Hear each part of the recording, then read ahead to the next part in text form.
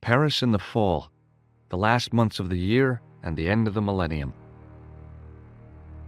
The city holds many memories for me, of cafes, of music, of love, and of death.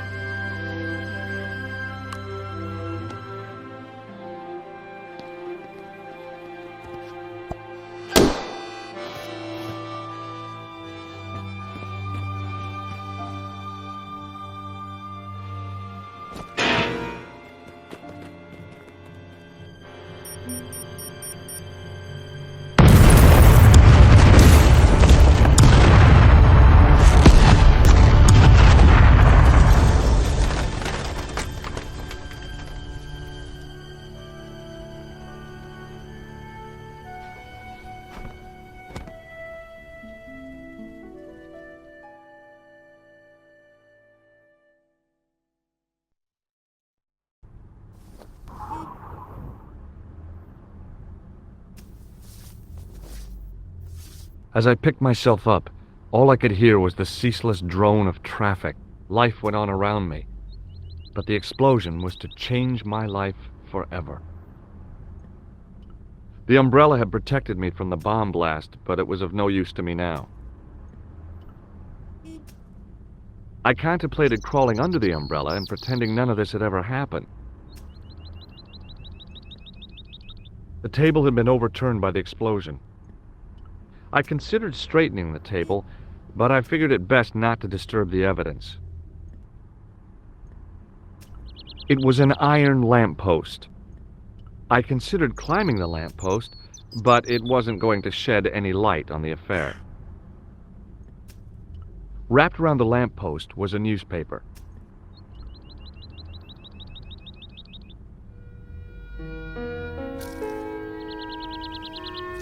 The leading article referred to the visit of a Nobel Prize winner from some unpronounceable Eastern European state. That was the only news story. The rest was rumor, gossip, and sensationalism. Then I noticed the writing at the foot of the page. It read Salah ad-Din, 1345.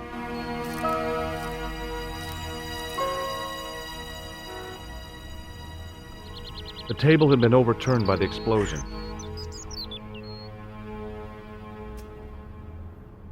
I considered straightening the table, but I figured it best not to disturb the evidence. The blast had blown out the glass, leaving a gaping hole. I examined the jagged glass remaining in the window. It was broken, all right.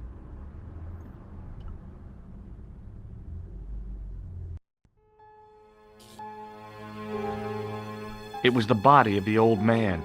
It was hard to believe I'd seen him alive only minutes before.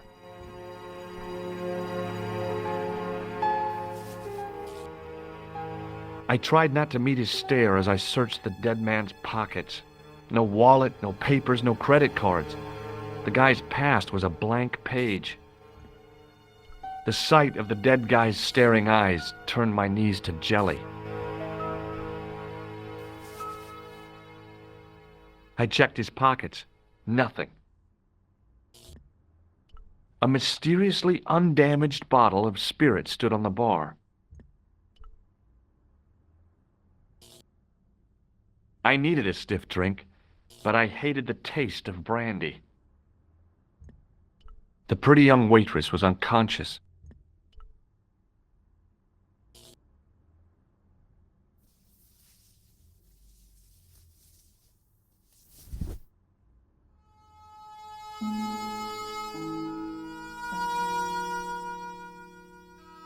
Oh, my head. Never again. How much vodka did I drink? No, don't tell me. What is your name, Sherry? George Stobart, ma'am.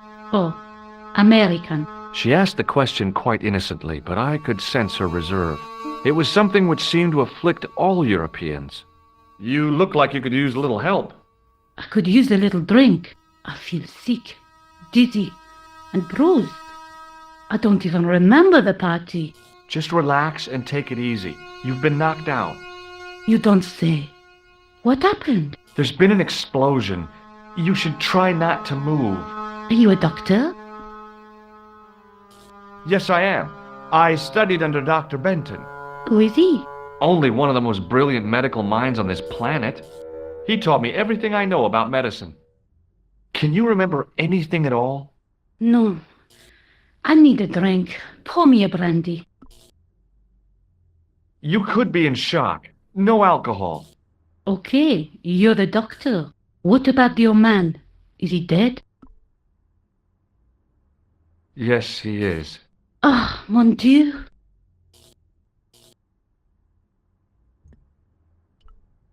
She didn't respond. If I wanted another cappuccino, I'd have to serve myself. Hey, wake up.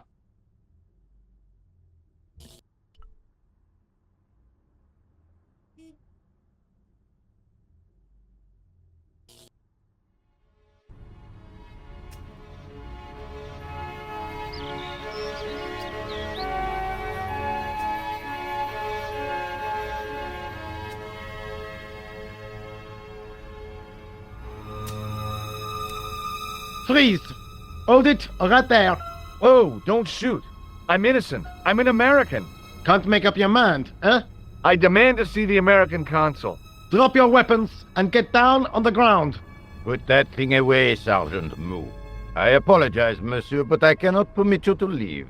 Am I under arrest? Ah, no, I would simply like to ask you some questions. En avant, to the café, marche.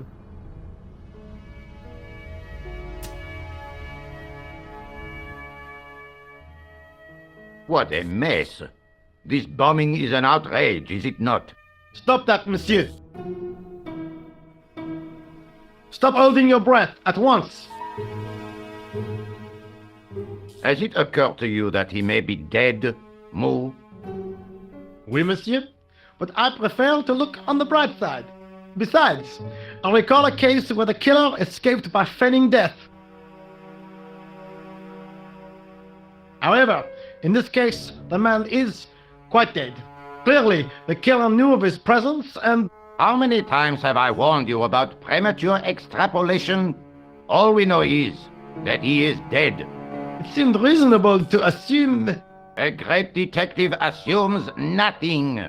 Take Maigret, for instance. But he was a fictitious character, monsieur. Why, he was no more real than Poirot or Tintin. That's different, Mou.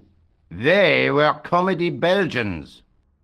Anyway, it is unlikely that even you will learn much from talking to the dead. Examine the girl and take her statement, if you can.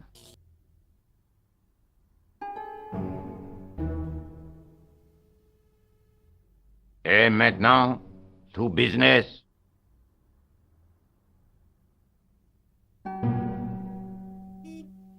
Your name, please? George Stobart. I'm from California. And what brings you to Paris, Monsieur Stobart? Travel. I'm touring Europe. You chose well. The city is most beautiful at this time of year, no? Yeah, I guess so, apart from the bomb blasts. Were you in the vicinity of the cafe at the time of the explosion? Yeah, I was sitting out on the sidewalk. I was lucky I wasn't killed. The inspector passed over my remark with no reaction. Did you see the deceased enter the cafe? Yes, I did. Was he alone? Yeah. And did he say anything to you? No, he was more interested in the waitress. Did you see anyone else in the cafe? Yeah, there was a guy dressed as a clown. He was carrying an accordion. An accordion? Bon, the picture is forming in my mind, and it is not a pretty one. Is the girl all right, Moo? She'll live. She confirms the doctor's statement. Oui? You did not tell me you were a doctor, monsieur? No, that's right. I didn't think it was relevant.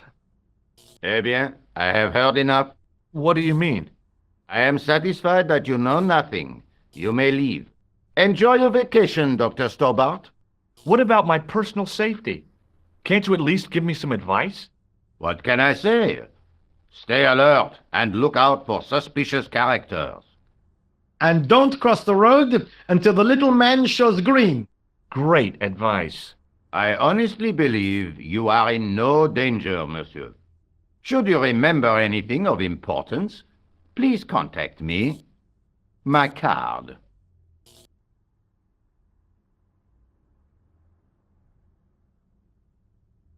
Thanks. That is all. You may go. There's not much to go on, monsieur. On the surface, no. But what lurks inside the subconscious? If the door can only be opened. Are you serious, monsieur? I thought your interest in psychic detection was purely academic. Academic? You are about to witness a scientific breakthrough.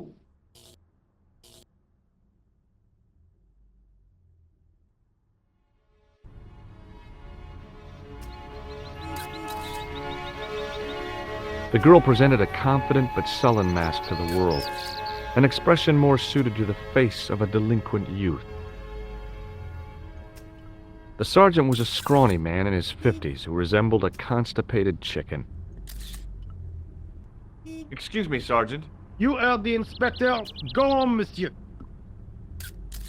Did you find the victim's briefcase yet? No, sir. The inspector gave me specific instructions to guard this door. Until he countermands these orders or backup arrives, here I stay. I was one of the last people to see the victim alive, Sergeant. Does that worry you? Yes, it does. I feel I owe it to him to find his killer. That is best left to the authorities, monsieur. Did he speak to you? Tell you anything? No, he just grinned and nodded. Don't let it trouble you, monsieur. Go home and try to forget. I really did see the clown. He ran into the alley across the street. Did you follow him? That's your job, not mine. An armed chase through the streets of Paris? That's not our style, monsieur. Inspector Rousseau may be unorthodox, but he's not crazy. How did you and Rosso arrive at the scene of the explosion so quickly? You arrived within minutes. Was it a tip-off? Inspector Rousseau's sources are a perpetual mystery to me, monsieur. There are some who say he has made a pact with the devil. And what do you think? I think he is the devil. What is Rosso doing with that girl? He is giving her the once-over, as you Americans say. Huh? Once he gets his teeth into a case, nothing will shake him off. Was he serious about all that psycho-detective stuff? Of course. Inspector Rousseau is a pioneer and a visionary. His revolutionary methods, once perfected, may change the face of law enforcement forever. I can't see it taking off in L.A. I found this in the street, Sergeant. That, monsieur, is a newspaper, no? There's a note written on it. Salah Eddin, 1345. Ah, so the meeting with the clown was planned. How do you make that out? The time of the explosion was between 1:30 and 2 o'clock, n'est-ce pas? I guess so. But what about the name? Aha! That stumped you, hasn't it? I have never been stumped, as you put it, in my life, monsieur. It is the name assumed by the clown, no? Salah Eddin the clown? I don't think so. Did I show you this newspaper? Yes, monsieur. Look, Sergeant, the inspector gave me his card. Yes, monsieur. He wants you to advise him if you have any information concerning this case. Well, I'd be glad to talk with him, but I don't want him working his psycho weirdness on me. Ah, no, monsieur. You are confusing the science of parapsychology with witchcraft. Oh, yeah? What's the difference? We don't do sacrifices. I've got Inspector Rosso's address card. Yes, monsieur. You showed me before. See you later, Sergeant. Excuse me, mademoiselle? Hi, my name's George Stobart. Oh, an American by the sound of it. Yeah, that's right, on holiday in Paris. Some holiday, huh? You were here when the bomb went off? Sure was. Sat right out front of the cafe. Did you notice a middle-aged man, maybe 60, with an hat and overcoat? I couldn't believe it. She hadn't even asked how I was feeling. Yeah, he went inside just before the bomb exploded. You weren't related to him, were you? Oh no, nothing like that. I am Nicole Collard from La Liberté. What's that, some kind of nightclub? No, it is a newspaper. You're a reporter? I'm a freelance photojournalist. Say, you can interview me about the bombing. You know, an eyewitness account. Minutes after the outrage that shook the whole of Paris. You know, real-life drama, human interest, that kind of stuff. I'll just stick to the facts, thank you. Did you see who planted the bomb? I know it sounds crazy, but he was dressed like a clown. Oh God, it's him again. Have you met the clown before? It's a long story. I have plenty of time. I don't. Who was the guy you were supposed to meet? His name was Planter. I didn't know him, but he called me last night. He said he had a story which would interest me. He asked me to meet him at the cafe. I guess I'll never know what he wanted to tell me. Not unless you have Rosso's gift for psychic interrogation. How did Plantar get your name? Through the newspaper La Liberté.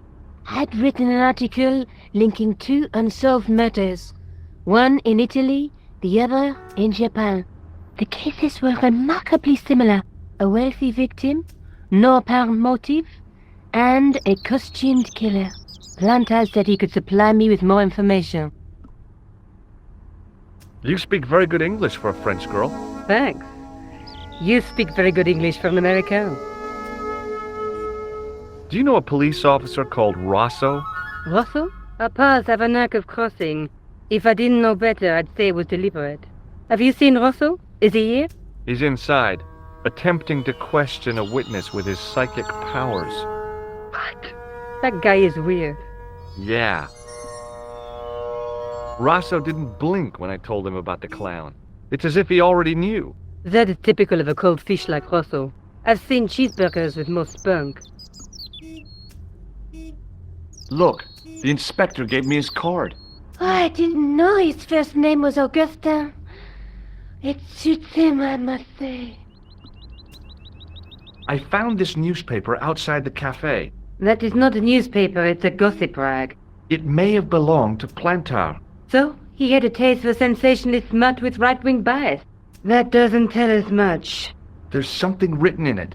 Salah Eddin, 1345. It sounds like a betting tip. The name of the horse and the time of the race. What do you think?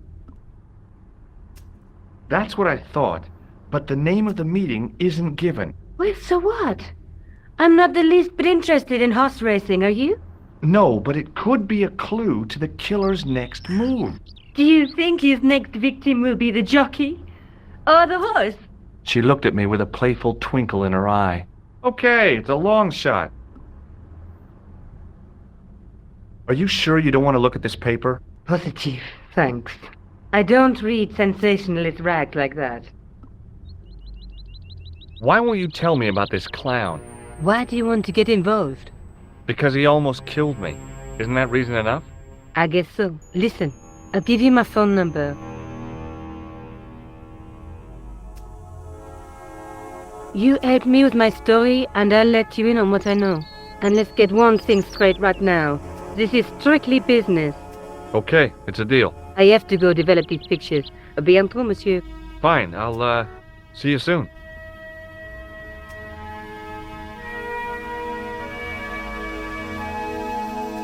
Excuse me, Sergeant. Please go away, monsieur. I know the identity of the dead guy. His name was Plantau. Is that so? You knew him, did you? No, but We'll know everything there is to know about him soon enough. I'm trying to be helpful here. The best way you can help us is to go home, monsieur. See you later, Sergeant.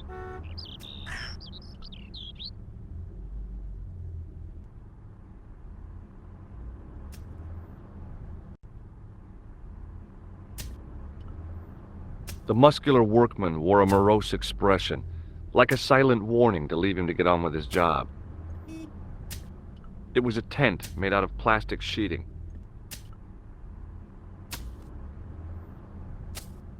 There was nothing inside the tent except a large toolbox. It was a battered metal toolbox. Hey! Stop that! Get away from there! What do you think you're doing? I was admiring your toolbox. Oh, we? Had a good look, have you? I'm warning you, if you touch it, I'll crack your nut. Okay, I get your point. Hey! What did I tell you? Don't touch! Okay already.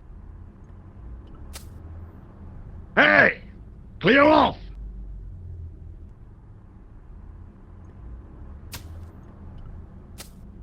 It was a huge and weighty-looking engineer's telephone. Don't touch that phone! Sorry. Hey, you! I thought you'd been arrested.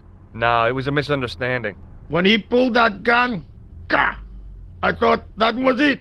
Those automatics pack quite a punch, you know? He made a mistake. He thought I was a terrorist.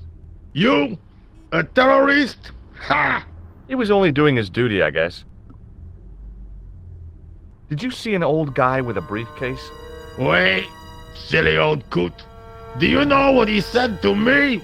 Work fascinates me, he says. I could watch it all day. Quel bit. I could have knocked his block off. Did you recognize the old man? No. Should I have done? Was he a celebrity? No, but I guess he is now. His name was Plantau. Was? He's dead then? Yeah. That's too bad. Now I wish I hadn't called him what I did. If only I could turn back the clock. If only I'd been more tolerant. Regret and remorse are strange emotions. They really bring out the hammiest actors in people. Did you see a clown come by this way? A clown? Like in a circus? Yeah, with makeup and a big red nose. Huh! Those guys are funny, aren't they? Not in my experience. I love the circus, especially the horses. You haven't answered my question. Have you seen a clown? You think I've got time to watch everyone who passes by? Some of us have to work for a living. Look, I know you're busy, but surely you'd have noticed a clown. I told you already. I didn't see a thing. He was wearing multicolored baggy trousers and makeup. He'd be a poor sort of clown if he didn't. Listen, I have to find that clown. He's a killer. Say, who are you anyhow? A cop? No, of course not. I mean, do I look like a cop? No, but you act like one, sticking your nose in where it's not wanted. How do you know this guy's a killer? Did you see him in action? Didn't you hear the explosion? The cafe was blown up. The clown killed the old man? That's right. Blew him up with a bomb concealed in his squeeze box. Merde. But why did he go to the bother of dressing up like a clown? Who can unravel the tangled logic of a killer's mind? I guess it's some deep-seated psychological need. Or just plain showmanship. Take a look at this. You told me you weren't a cop. Don't shout about it. I'm working undercover. Who are you looking for? That's confidential. Check out my card. I've seen it already. Would you like to read my newspaper? I haven't got time to read that. Can't you see I'm busy? You could read it on your lunch break. 10 minutes is all I get. And if my boss had his way, I wouldn't get that. He'd have me on a drip, so I didn't have to stop to eat. Oh, take the newspaper and quit complaining.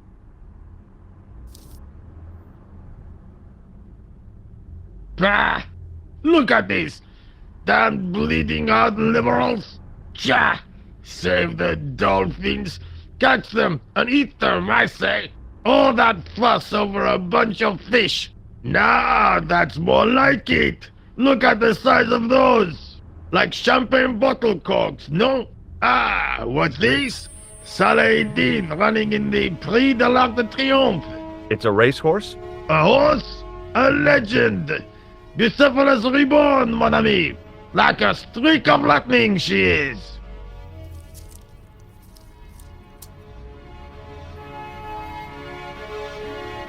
Do me a favor, won't you? Keep an eye on my hole. I'm off to put some money on that nag. What about your toolbox? Stuff it.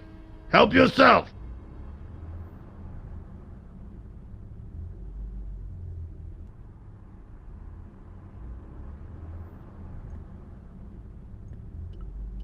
It was a battered metal toolbox.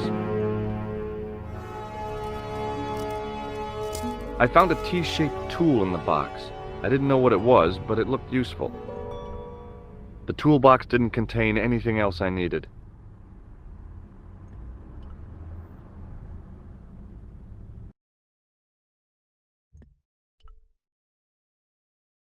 Bonjour, Kula.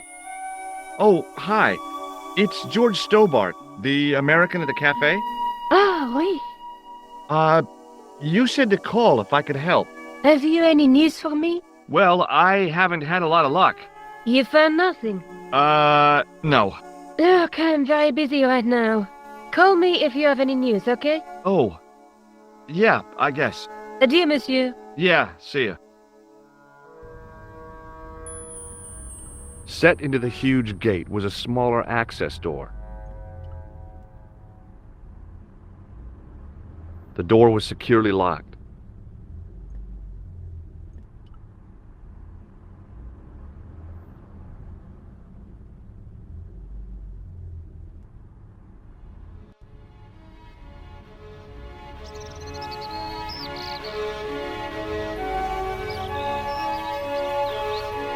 Excuse me, Sergeant. Yes? What do you suppose this tool is used for, Sergeant Moo? It looks like something an obstetrician would use, monsieur. I don't think so. I found it in that workman's toolbox. Found it? I hope you did not steal it, monsieur. Do I look like a common thief? He asked me to look after his hole and his belongings. You certainly know how to enjoy your vacation to the fullest, monsieur. Did I show you my tool, Sergeant? Yes, monsieur. Unfortunately, you did. See you later, Sergeant.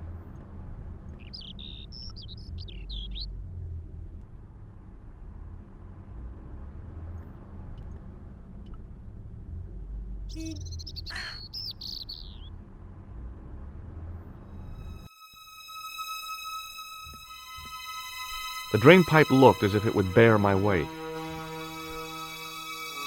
I took a deep breath and prepared to climb the drain pipe. I guess the clown had an escape over the rooftops. The drain pipe hung limp and useless. I decided I'd had enough of messing with that drain pipe. The window was protected by stout-looking iron bars.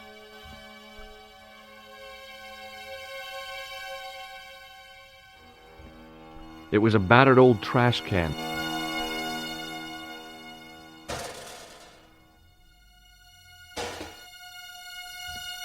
It was a stack of cardboard boxes which had once contained bottles of wine.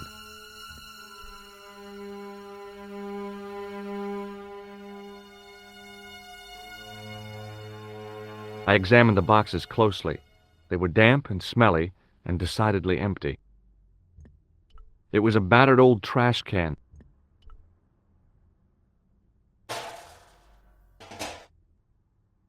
It smelled like someone had dumped a truckload of fish in a locker room on a hot summer afternoon. It was a battered old trash can.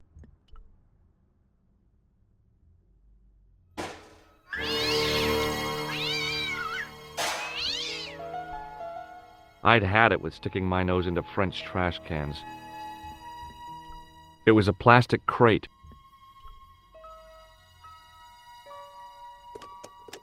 There was nothing of interest. It was an iron cover concealing the entrance to a drain or sewer.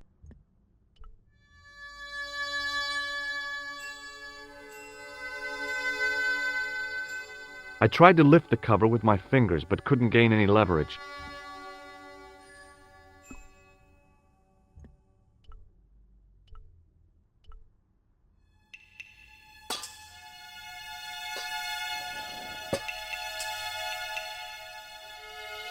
I lifted the cover to reveal what smelt like the entrance to a sewer.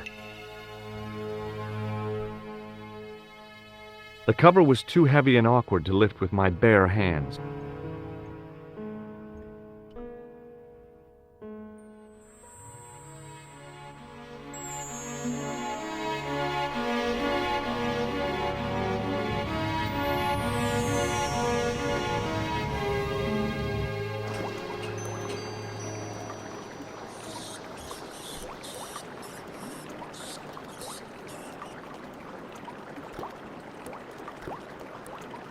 It was a shiny red plastic ball, sat incongruously on the slippery green-slimed floor. As I picked up the plastic ball, I realized it was intended to be worn. It was the clown's red nose.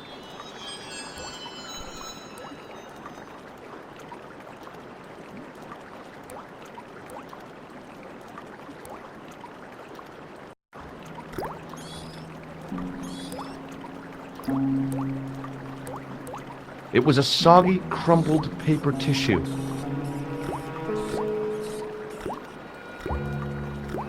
I scooped up the sodden tissue. It was cold and greasy, like breakfast leftovers. The railing was put there for a simple reason, to stop people getting past. It worked.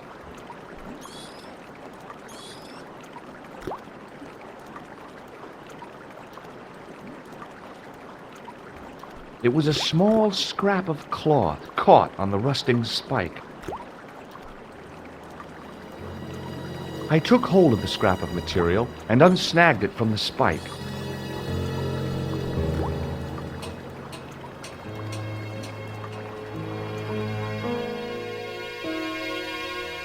Hi there. Hold it right there, you sewer rat. I knew you'd come back. And now I've got you. What are you talking about? You're trespassing. Come out of there, immediately. That's what I'm trying to do. Give me your hand. Ha! You won't catch me with tricks like that. Keep your distance, monsieur. Okay, okay. Now, what were you looking for? Terrorists. The meanest, nastiest, dirtiest bunch of guys you ever saw. Ah, Englishmen without a doubt. The filthy dogs. The day they opened that tunnel was a bad day for France, I tell you. If I still had the full use of my faculties, I'd march right over there and tell them so. Well, whoever they are, they blew up the cafe. What? The café? Blown up? Mon Dieu! That is awful. The guy who did it was a calculating, cold-blooded killer. He was disguised as a clown. I followed him into the sewer, and I think he came this way. Ah, mon Dieu! Then, the man I chased, do you think that man and the clown are one and the same? Well, yes, it had crossed my mind. Ah, that still does not explain what you were doing down the sewer. For all I know, you are in league with him. Oh no, I'm just a tourist. Haha, most tourists are content with the Eiffel Tower, the Louvre, or the Pigalle. I didn't realize my waste pipes were such an attraction. Tell me about the man you apprehended. What is there to tell? He was a typical criminal type, just like you. Does the name Plantar mean anything to you? No, it doesn't. Who is he? The man who was killed in the cafe. I'm gonna find the guy responsible. I'll find him. Even if it means following him down every sewer in every city in Europe. Ah, you need some sensible boots. You won't get far in those stupid sneakers. Do you know the waitress at the cafe? Oh, hey, she isn't hurt, is she? No, she's fine. Oh, thank heavens. A poor girl like her isn't safe with the likes of you roaming the streets. Can't you understand? I'm not a gangster. I'm an American tourist. Ah, that's what you say. Was the guy you saw carrying a briefcase? Well, I didn't notice. Now are you going to leave? Or do I have to call the police? Perhaps you'd like to take a look at my card? Mm-hmm. What is this? Inspector Augustin Rousseau? What does that say? Hominoid Division? A homicide. I think the ink's smudged.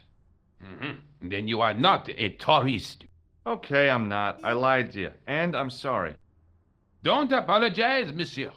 You know, I had a feeling there was something different about you. It is your posture, your poise. Oh, yes. There is no mistaking the bearing of a disciplined man. And I should know. I was in the army, you know. When I was your age, I was fighting for my life in the African desert. How can I help you, Inspector? Let's start over from the beginning and tell it just like it was. This is what I used to open the manhole cover. I have one just the same as that, monsieur. I will fetch it if you like. No, don't bother. Oh, it is no bother, monsieur. Nah, forget it. Just trying to be helpful, monsieur. Did I show you my tool? Oh, oui, monsieur. Just like mine, except that it is much smaller. Take a look at this false nose. Aha! That looks like a clown's nose to me. Precisely. He must have dropped it in his panic. Unless he wanted you to find it. Why would he want to do that? To put you off the scent. Take a look at this false nose. You showed me before, monsieur. What does this tissue mean to you? Nothing, monsieur. It's disgusting. What on earth possessed you to show it to me? Someone had emptied their nostrils into it. Did I show you this tissue? Oh, oui, monsieur. Does this piece of material mean anything to you? Ah, that is the same cloth as the jacket I found. I'd recognize that pattern anywhere. This is the material from the jacket you found, right? Yes, monsieur. Without a doubt. Tell me about the man you apprehended. He was a mean one, monsieur. He grabbed me in an armlock. His face suddenly next to mine. His grip was like iron, but he did not know what he was up against. Oh no, he made a big mistake when he took on one of the desert hyenas. Yes, I get the picture. Now, about the jacket you found. Do you have it here? No, monsieur. One of the sleeves was badly torn, so I sent it for repair. Pity, because otherwise it was a fine piece of quality tailoring. It had the tailor's name inside on the label. Where did you send the jacket? I gave it to an itinerant Romany seamstress. Just my luck. Was there anything in the jacket pockets? Not a sou. You know what I think? Do tell me. He changed out of the clown suit and cunningly disguised himself as an ordinary person. Looks like I'm up against a mastermind. What was the name on the label? It was a foreign name. Todlik, I think. Did you get the address? There wasn't one, monsieur. Only a telephone number. Well, I don't expect you to remember a phone number you've only seen once. 74 98 08 59. You're kidding. That's his phone number? Yes, that's it. A little trick with numbers that I learned in the desert. I was taught the technique by a Tuareg shaman. That's incredible. It comes in handy at the supermarket checkout. Do I get a reward? Honesty, monsieur, is its own reward. Then I'm glad I do not rely on honesty to pay the bills. Does the name Plantar mean anything to you? No, it doesn't. Do you know the waitress at the cafe? So you don't want to hear about my experiences in the desert? I fought to make this country what it is today. I'm sure you did, but I'm a little short of time. Do you know the waitress at the cafe? You can't suspect her, surely. Just answer the question, please. Yes, I know her. Quite well, you could say. She came to work at the cafe 6, 7 months ago. I look forward all week to the relief she gives me when she visits. Really? So you'd miss her if she wasn't there? Oh, mais oui. Who else would I find to cut my toenails? Was the guy you saw carrying a briefcase? Why, yes, it was. Clutched in his arms like a baby. That belonged to his victim. Oh, what do you think was in it? Drugs? Stolen jewels? I don't know, but the killer thought it was worth a man's life. Nothing is worth that, monsieur. I have to be going. Thanks to your help, the citizens of Paris can sleep a little easier tonight. Vraiment? I was only doing my duty, monsieur. Good luck, Inspector. I hope you catch that killer soon. I'll let you out.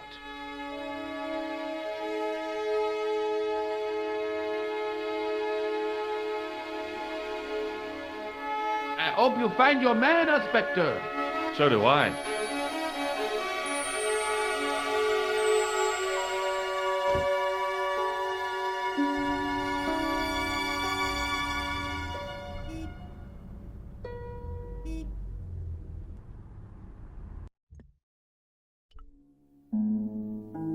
Hello? Who is this? Hi, my name's George Stobart. You don't know me. Correct, Mr. Stobart. I don't. What can I do for you? Well, I'm trying to trace one of your customers. Could I maybe come over and talk to you? No, that's not possible. Oh, okay. Forget it. Listen, all I want is a name. What are you talking about? Who are you working for? I guess you might say I'm acting in the interests of truth and justice. Thank God. I thought you were the police. There are innocent lives at stake, Mr. Todrick. Lives that you could save. You're collecting for charity, yes? No, I'm not. All I want from you is information. Go on. I'm listening. What do you know about the clown who bombed the Café de la Chandelle Verte? I don't have no idea what you're talking about. You're cool, Todrick. But I think you know more than you're saying. I don't know who you be, but sure I am you don't know what you're talking about. I don't know if you're saying that to make me think you don't know what I mean, but... oh, this is ridiculous. Quit playing games with me, Todrick. I tell you, I know nothing about no clown. Did you know that one of your customers was a part-time clown? If a guy feels happy with a funny nose and custard down his pants, what's the problem? Do you know a guy called Plantar? No, I never heard of him. Shall I tell you what happened to Plantar? How he was killed in cold blood? I told you, I never heard of Plantar. I expect Plantar's a family man, don't you? In their little apartment, Madame Plantar is cooking the supper, listening for the familiar sound of her husband's key in the door. Junior is waiting for his daddy to come home from work. He can't wait to show him the merit marks he earned in school today. Only tonight, Monsieur Plantar won't be coming home. You forgot the puppy. Huh? The faithful puppy dog, waiting for the sound of his master's voice. Well, maybe they don't have a dog. What do you think? I don't know, Plantar. I never heard of Plantar. None of this has anything to do with me. Thanks for nothing, Todrick.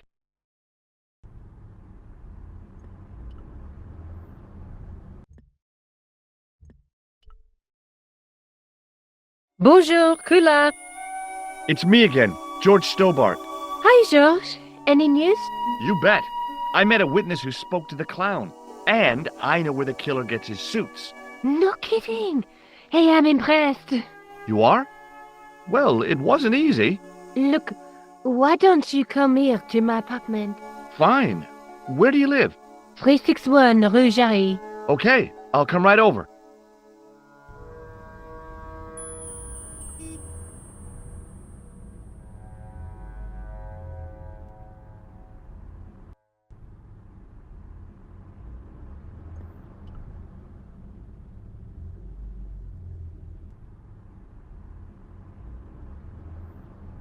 Sergeant Moo? Yes, I've tracked down the clown's movements, Sergeant. is that so, monsieur? Yeah, there's a man down the street who saw him crawling out of the sewer. Dressed as a clown? No, he'd changed into ordinary clothes by then. So, how did he know it was the clown? He didn't, but all the clues add up. Little children can add up, but I wouldn't let them manage my bank account. I found this red nose in the sewer. What were you doing down there? Fishing for clues. That's where the clown went. You still insist you saw a clown, monsieur? Of course. And this novelty nose proves it. It will take more than a plastic proboscis to convince Inspector Rousseau. You don't want this as evidence, then? Certainly not, monsieur. Are you sure you don't want this false nose? Don't try my patience, monsieur. Do you recognize this dirty tissue? No, monsieur, I do not. I found it in the sewer. Perhaps it would be better if you put it back there. No way! This could be an important clue. If you say so, monsieur. Do you recognize this dirty tissue? I told you, no, monsieur. I believe this material came from the clown's clothing. If you are right, monsieur, then the clown must be an Englishman. Well, how do you figure that? Only the English would wear a suit made from material like that. Don't you like the English? It is not so much a question of liking, rather one of taste. They have none. Did I show you this material, Sergeant? Yes, monsieur. It is horrible. See you later, Sergeant.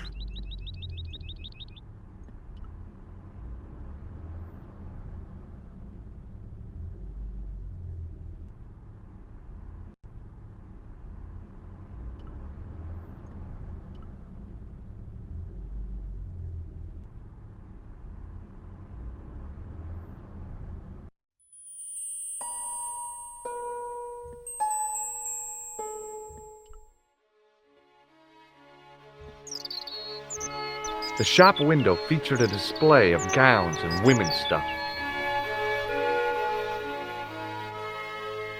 It wasn't the style of the clothes in the shop that caught my eye, but the prices. The same amount of money would feed a starving family for the rest of their lives. I guess people who buy that kind of stuff don't have a problem with their consciences. The shop window featured a display of gowns and women's stuff. The window was full of overpriced clothes for overprivileged women.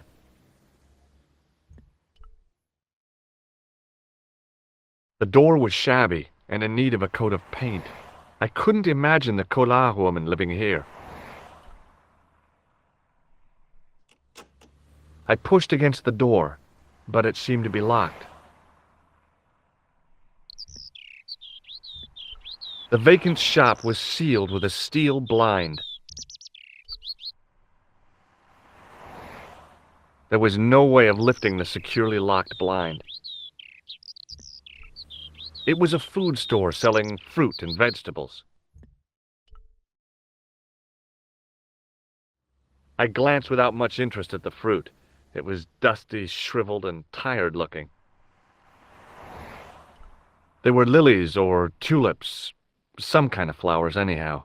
Pretty, I guess, if you like that sort of thing. Me? I couldn't see the point of buying something that was already half dead.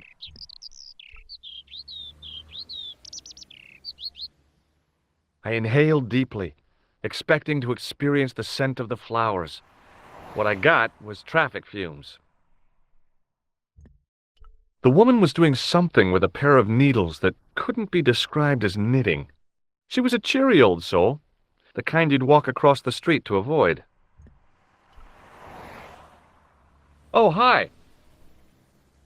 Bonjour, monsieur. Would you like me to foretell your future? No thanks. I'm very good, and it only takes a minute. Thanks all the same, but I'm not superstitious. Besides, if it only takes a minute, that's not much of a future to look forward to. Are the flowers for sale? Oui, monsieur. Okay. I'll take a bunch of those white ones. I wouldn't do that if I was you. No? They are lilies, monsieur. Some people associate them with death. Yikes. Well, thanks for telling me. What other flowers do you have? Dahlias? What do they signify? Insecurity. I don't want to give her the wrong idea about me. What about the tall yellow ones? Those are iris, the flame of passion. And the little yellow ones? Sensuality. Well, they're no use to me. I want to make an impression, not jump down her throat. Do you know a young woman called Nicole Collard? Yes, I do. She lives upstairs from me, in the apartment block across the street. I tried the door, but it's locked. You know, I've told the landlord about that 1,000,000 times. It is the damp. The whole building is like a sponge. It sucks up the moisture from God knows where. You mean the door is stuck because it's swollen? That is correct. There is an art to opening it. Don't shove it hard. Just give it a gentle nudge above the lock. Thanks for the advice. How long has Mademoiselle Collard lived here? A few months. She's in for a shock when the cold weather comes. Drafty windows, insufficient heating. It's a struggle to keep warm. The only reason I stay is because the rent is cheap. Your young lady, she deserves better. I thought Mademoiselle Collard was a successful photographer. Not as successful as she makes out for all her fine clothes. Oh, I've heard her crying herself to sleep at night. That's awful. Now don't you let on that I've told you. She's proud, that one. Too proud, if you ask me. I've changed my mind. Will you tell my fortune? You're going on a long journey. My, oh my. What a surprise. Can you tell me anything I don't already know? 10 francs, please, my dear. 10 francs? That's a ripoff. Please yourself. How does this fortune-telling routine work? If I knew that, I wouldn't be selling flowers for a living. Haven't you ever wondered why you were blessed with the gift? Well, it's a bit like satellite television, I suppose. Some of us are born with a built-in receiver dish. I just happen to be one of the lucky ones. Can you really foretell the future? Only time will tell, monsieur. The strange thing is, I can't seem to see myself in the future. Other people, I have no problem. But when I tried to see what might happen to me, nothing. That must be scary. Maybe. I figure it's a kind of natural safety mechanism. Either that, or I don't have a future. What do you make of this tool? Is it something a dentist would use? No, it's for raising manhole covers. Formidable. Did I show you this tool? Yes, my dear. Do you recognize this nose? Non, monsieur. What can you tell me about this tissue? Nothing. What can you tell me about this material? It's a very expensive piece of cloth, monsieur. See you later. That's right, monsieur. You will.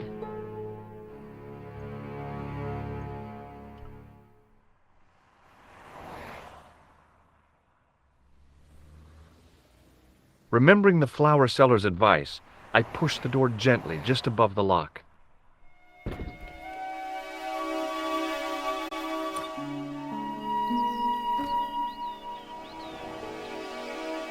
Bonjour.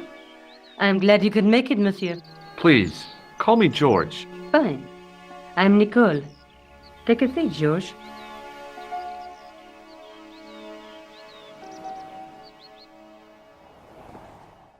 Eh bien? And what have you been up to? I've been exploring the sewers beneath the cafe. I thought I could smell something bad. The clown used the sewer to escape and to change out of his costume. I guess he was in a hurry. He left his jacket behind. And? I got his tailor's phone number. You had better luck than I did. Luck, she said. Luck! Hard work, I'd call it. What happened? I took my photographs to the editor, but he wasn't interested. Can you believe it? He told me to drop his story. But you're not about to do that. Oh, no. I am going to find out what's behind these killings. You know what I think? It's a conspiracy. The police in 3 different countries have kept very quiet about the murders. The press don't connect them at all. They blame them on political, religious, or militant minority extremists. That covers just about everyone. Tell me more about the clown's previous victims. The first was Arnaud Bellotta, the millionaire pharmaceutical baron. He made his money from amphetamines in the post-war slimming and diet boom. Imagine it! Millions of housewives literally speeding their butts off. Was he killed for his money? No. He had no living relatives, and his fortune went to the orphanage where he grew up. The only witness in the case was his Filipino au pair. She swears he was led to his death by a snowman. What about the clown's second victim?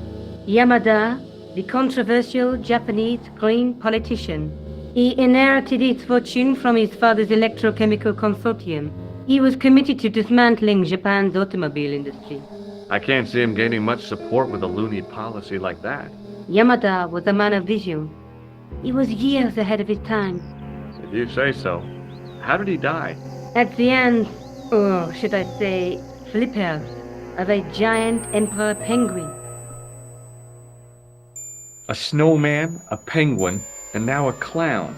You know, I hate to admit it, but this is scary. And I'll tell you what, I won't be accepting any invitations to costume parties. I don't blame you for being scared. I am too. But this story could be my only chance of a big break. Or a premature death. This is the tool I used to get into the sewers. Fascinating, George. You're not interested, are you? Oh, of course I am. I think it was very brave of you to go down those sewers. Yeah? Well, it was kind of scary, but, well, I had a job to do. This is the tool I used to get into the sewers. Yes, you showed me before. I found this false nose in the sewer. Hey, what's this inside it? The contents of someone's nose? Don't be cross, George.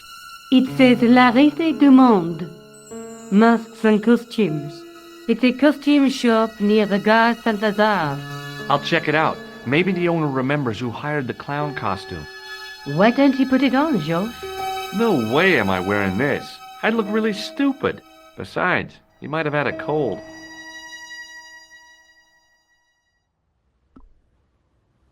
I showed you the red nose, didn't I? Yes, you did. Why don't you pay a visit to the shop it came from? I just might do that. I found this tissue down the sewer. Oh, that's disgusting, Georges. I think the stuff on it is grease paint, like actors use. Or clowns. It's still disgusting. Get rid of it. Did I show you this tissue? Yes, Georges. I asked you to get rid of it. I found a piece of material near the cafe.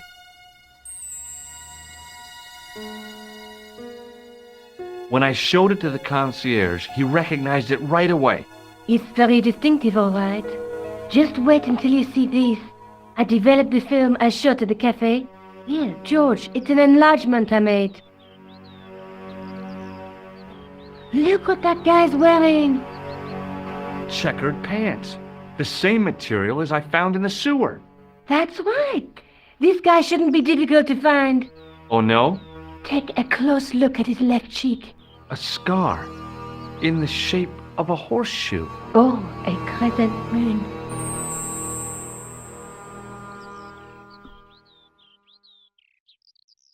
Tell me more about yourself.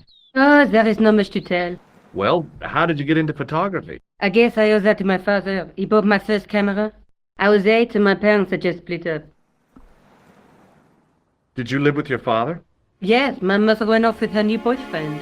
I don't mind. Papa was all I needed. 4 years later, he died in a plane crash. Ah, I'm sorry. Well, it's all right. I don't mind talking about him. He was more like an older brother, really, always joking and laughing. Papa always wanted I should study art. That's why I went to college. Did you learn about photography at college? Oh, God, no. I couldn't afford the materials. We were billed for everything we used, paint, canvas, paper. Most of my year turned to minimalism. It was cheaper. I used to go poaching in the park for squirrel hair. The only time I wasn't hungry was the term I did printing. I used to eat the potatoes. You're making fun of me, aren't you? Oh, no. Do you have a boyfriend? That's none of your business. How come you enlarged this photograph of me? Because I noticed the guy behind you, of course. Do you want this photograph back? No, you keep it. I can always make another print. May I use your telephone? Sure, go ahead. Thanks.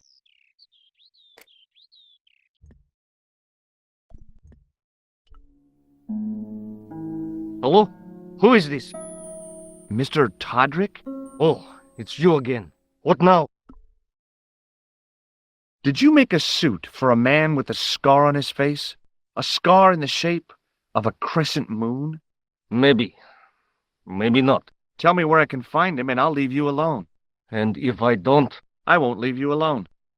I can't tell you anything unless you give me his name. Do you know where I can find the guy with the scar? I told you. Without a name, I can't help you. Thanks for nothing, Todrick.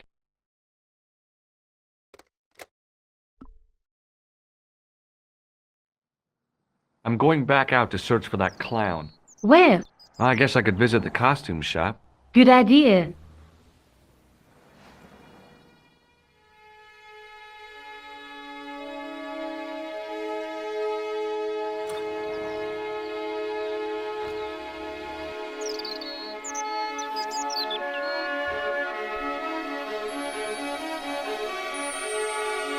Oh, hi.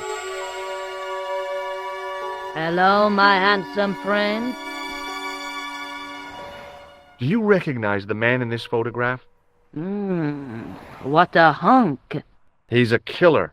I can see that. His eyes say it all. Do you recognize the man in this photograph? No, dear. See you later. That's right, monsieur. You will.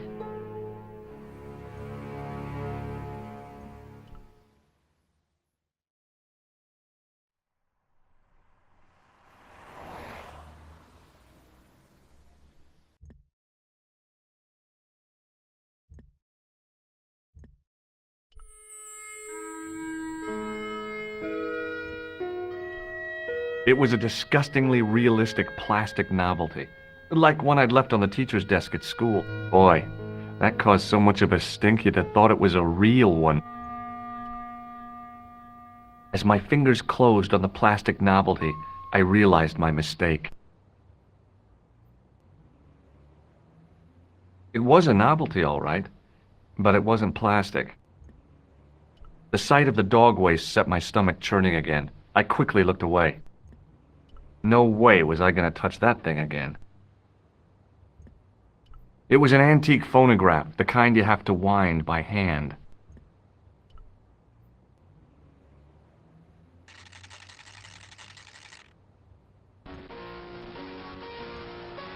The guy's spoon-shaped face was mournful and humorless. He looked like a vegetarian in a slaughterhouse.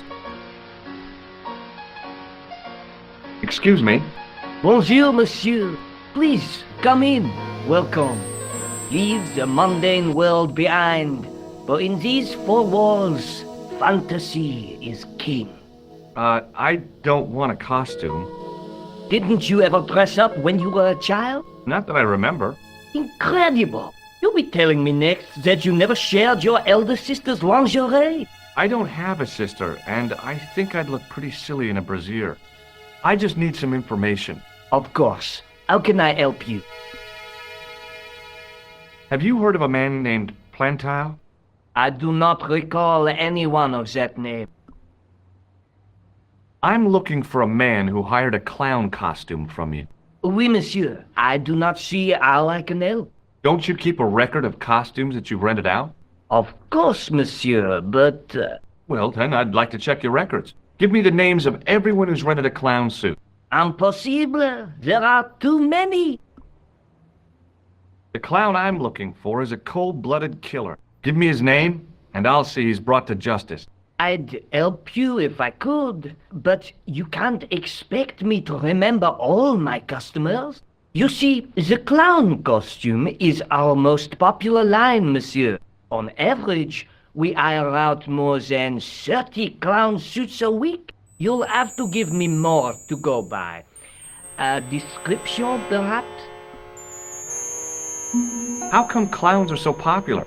I think it has something to do with their unpredictable nature. Personally, I think clowns should be banned, along with mimes. Oh, come now. Who doesn't love clowns? Me, for one. What does this tool mean to you? Nothing, monsieur. Do you want this red nose back? Not after it's been worn, thank you. Does this dirty tissue mean anything to you? Let me smell that.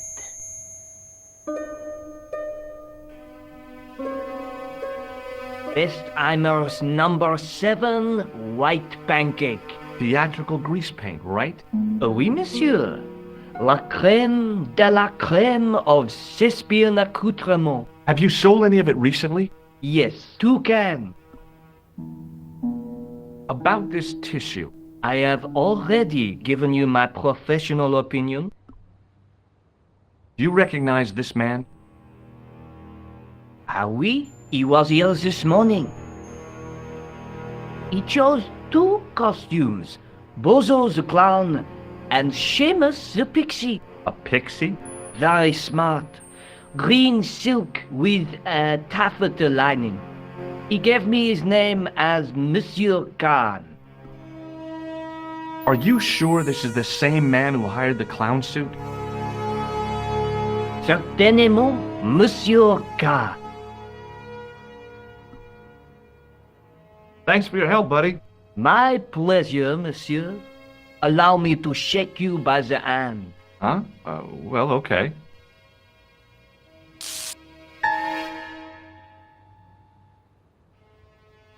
What are you trying to do, kill me? You did not find it amusing? I never saw the funny side of electroshock therapy.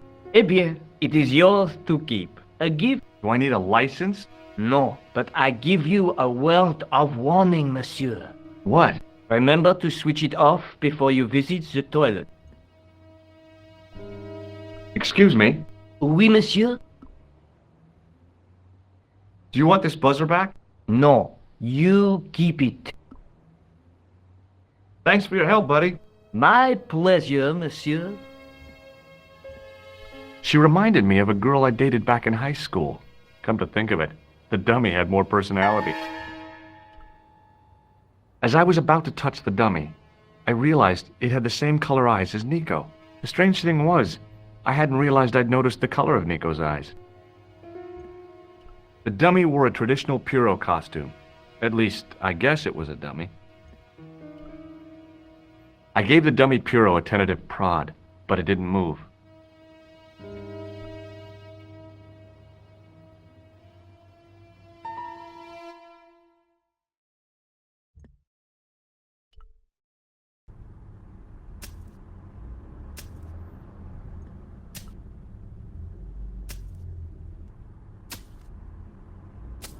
Hi. You're the guy who gave me the tip, aren't you? Huh? The racehorse, Salahedin. Oh, yeah, but I put every franc I had on that horse. listen, My lifetime savings, next month's rent, everything. Oh, God. She won by 3 lengths. I'm a rich man. Call me Lucky George, the punter's friend. So how come you're still here? I'm not going to let my newfound wealth change me, not one bit. I bought this hole, fittings and all. Now I can come and go as I please. No more clocking on or completion schedules. No foreman breathing down my neck. Thanks to you, I've found paradise. I'm getting a mushy feeling in my chest. But not half as mushy as your head. What do you want now? I borrowed this tool from you while you were gone. Keep it. I can afford to buy a new set now. What do you make of this clown's nose? It would be more amusing if you were wearing it. Do you recognize this tissue? Certainly not. Do you recognize the man in this photograph? No, I don't. Would you like to shake hands with me? No, I wouldn't. One of the real pleasures of being rich is not having to be polite. I gotta go. Don't let me keep you.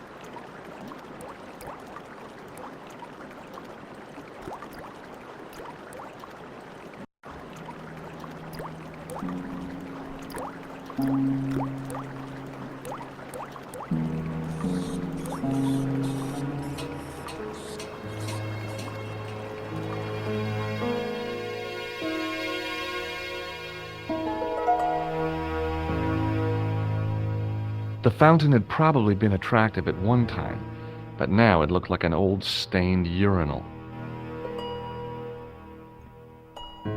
It looked like some kind of antiquated invalid carriage, with passenger seats.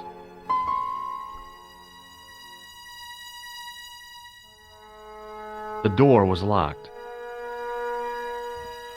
The door led to the apartment of the blustering old concierge.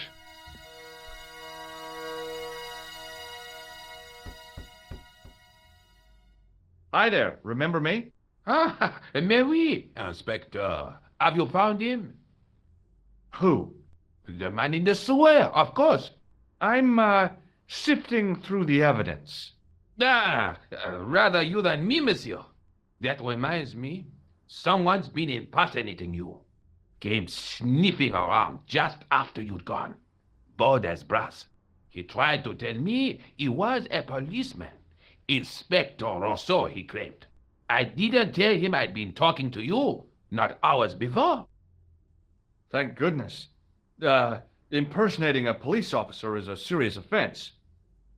A man with so little respect for the law must be desperate. Yes, my father used to say, desperation opens the door to the devil. He was always coming out with things like that. Stupid man. So, when you are not exploring sewers, what do you do? I take a lot of showers. Oh, very good, monsieur. A policeman with a sense of humor. Do you recognize the man in this photograph? Yes, I do. It's that villain I told you about. Shake my hand. Go on, shake it. You're joking, aren't you? Nothing personal, but you've been mucking about down this sewer. Wouldn't you like to shake my hand? Frankly, no. I have to be going. Good luck, Inspector. I hope you catch that killer soon.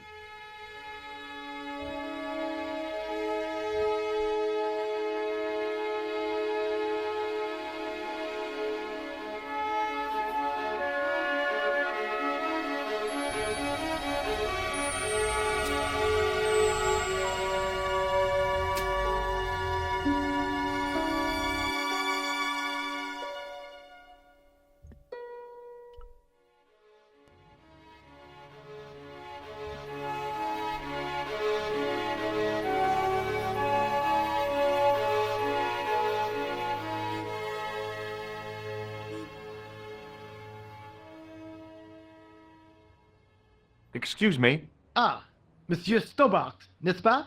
That's correct. You remember me. The retention of such data is part of my duty as a gendarme.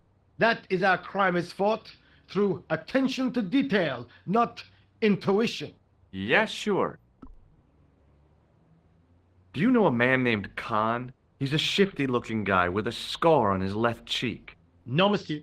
Has this man any connection with the bombing of the Café? Yes. I believe Khan was the name he used when he hired the clown costume.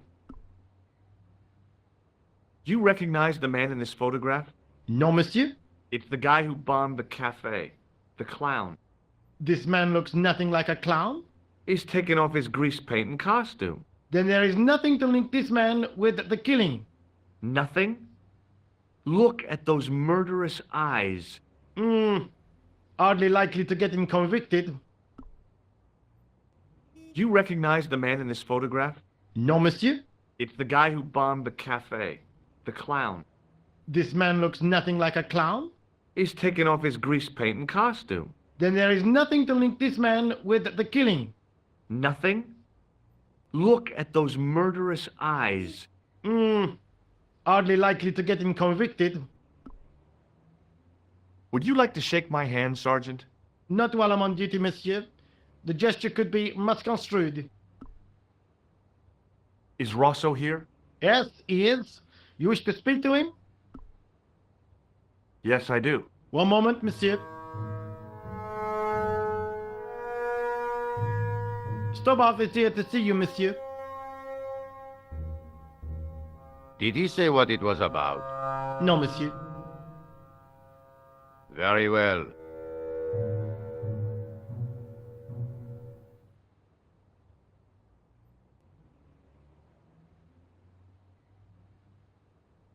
Hi, Inspector. Remember me? But of course, Doctor, my mind is a well-ordered faculty. A mental classification system that's the envy of the Bibliothèque Nationale. No tricks, mark you, monsieur. Just exercise. Just as our muscles waste through inactivity, so our minds decay. But there is no need. If only people would learn to exercise their wits daily. If he was trying to impress me, it worked. He was pompous and patronizing, but he had style. Eh bien, if you called about the bombing, you're too late. Investigations have been closed. But I've been taken off the case. what about the murderer, the dead guy? It is out of my hands. Don't you want to know what I found out about the killer? I told you, monsieur, the case is closed. I have washed my hands of the whole affair. Then I'll have to continue my investigations without your help. No, you must forget the business of the clown completely. Go back to being an ordinary tourist, Stobard. Did you find out the ID of the guy who was killed in the explosion? I already knew who he was. I heard that the bomb victim's name was Plantar. Your sources are reliable. He was a big shot at the Treasury, wasn't he? Maybe that's why you've been taken off the case. I'm sorry, monsieur. I cannot comment. What was that psycho-detective business you did in the cafe? It is my theory that the passions evoked in violent crimes create ripples in the ether, invisible to all but the possessor of a highly developed and receptive mind. I'm impressed. Can you bend spoons, too? I didn't think a man of your obvious intelligence would stoop to mockery. I'm not mocking. I've had personal experience of the power of the mind. I used to get ignored at parties until I read a book that changed my life. Really? What was it called? Hypnotism for Fun and Profit. He looked at me as if I'd farted at a funeral. The power of mesmerism is a rare gift, not a party trick. You're not going to try any of that psychic interrogation on me, are you? Do you find the thought of my probing distasteful? Let's just say I'd rather you didn't. I've got more doubts than doubting Thomas when it comes to mysticism. Too bad. I think you would make an interesting subject under controlled regression. The day I let anyone mess with my mind hasn't dawned yet. What do you make of this, Rosso? It is a tool for gaining access to sewers. Does this red nose mean anything to you? I'd imagine it means you have not given up your pursuit of the clown. You're absolutely right. I found this tissue in the sewer. It would have been best if you'd left it there. Do you recognize the man in this photograph? No. It's the face of a killer. The man who bombed the cafe? The photograph was taken soon after the explosion. He'd escaped through the sewers, leaving a trail of clues behind him. Circumstantial evidence, Stobard. None of it proves a thing. Did I show you this photograph? Oui? You're still convinced he is the killer? Absolutely. Would you care to shake my hand, Inspector? Please don't be offended if I decline your offer, Stobard. The palms of my hands are particularly sensitive. So long, Inspector.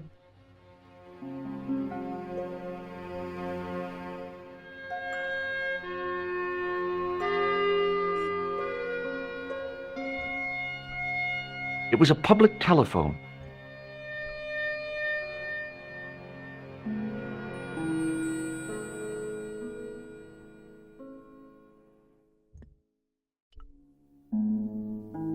Hello?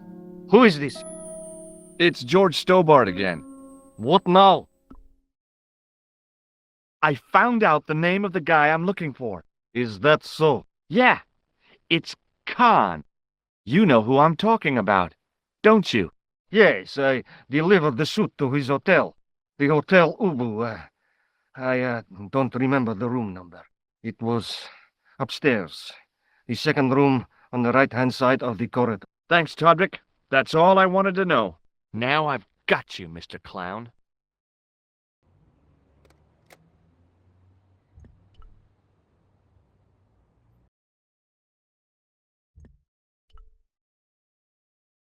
Bonjour, couleur. Hi, it's George. I have the address of the killer's hotel.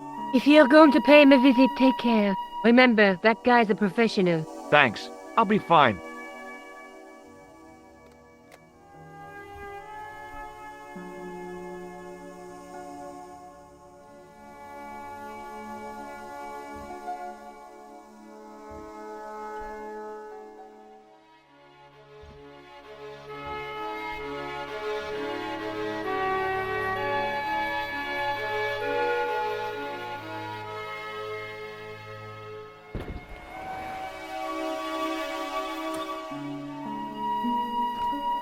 I found the address of the hotel where Khan the killer stayed. Yeah? Is he still there? I'm not sure.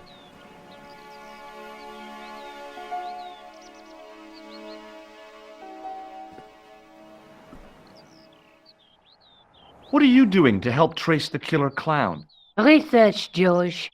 Yeah? You have a copy of the clown's yearbook? I have a telephone and lots of contacts. Oh, well, did you find anything useful? Not yet. I'm employing my first and most useful weapon. What's that? Patience. Oh, I've heard of that. Isn't it a substitute for decisive thinking? Have you found out any more about the murders? Well, it may be nothing, but both the clown's victims visited Paris earlier this year. When? The second week of July. They were both here at the same time. Did they meet? I don't know, but I can't imagine it was coincidence. The guy at the novelty shop gave me this. What is it? A hand buzzer. You put it in your hand and give people electric shocks. Why?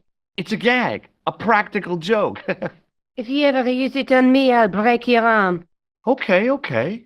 I get the picture. Hey, Nico, shake hands with me. No chance, Buster. See you later. Where are you going now? I could go hang out at the Hotel Ubu. Watch out for Khan, George. Don't worry, I will.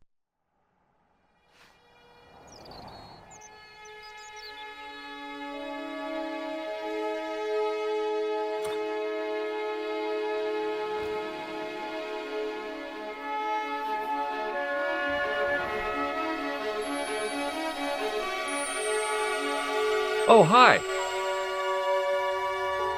Hello, my handsome friend. Would you like to shake my hand? No, I wouldn't. I can see the future, remember? See you later.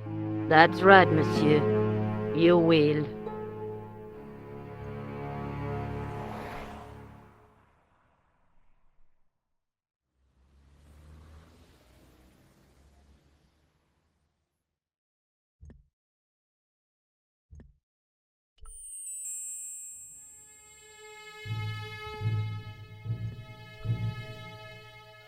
The guy looked just like a weasel.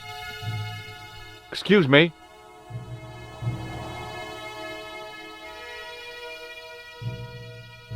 Yes? Have you heard of a guy called Plantar? No. That name means nothing to me. I'm looking for a clown. Are you trying to be funny? No, I really am looking for a clown. There are no clowns here except you. Do you know a man by the name of Khan? No, I don't. It's very important I get to see him, and... I told you. I don't know it. What does this tool suggest to you? Hard labor. Have you ever seen this clown's nose before? No. What does this tissue mean to you? Are you serious? Oh, yes. Take a good look at the substance it's smeared with. You are sick. Very sick. Do you recognize the guy in this photograph? No, I never saw it. Will you shake my hand? Are you joking? Who knows where it has been? Forget it. The man looked like an amiable Bigfoot. Excuse me. Yeah? Do you happen to know a guy named Khan? That ain't nobody I know. I'm sorry to be a burden on your brain. You ever meet a guy called Plantar? No, I ain't. You missed your chance. If you're quick, you'll catch him at the coroner's. Have you seen a guy dressed as a clown? No, I ain't. Don't tell me I missed him. Oh, that's too bad. I love the clowns, don't you? I've seen daytime television that was funnier. I love it when the little guys get hyped. That figures. Custard pies, hose pipe down the pants, then smack! A plank in the kisser. What do these... Oh, never mind. Have you ever seen this clown's nose before? Nope. Do you recognize this tissue? Think carefully now. Ooh, ooh, ooh! I'm gonna have to hurry you. Ooh! Time's up, so I'll tell you.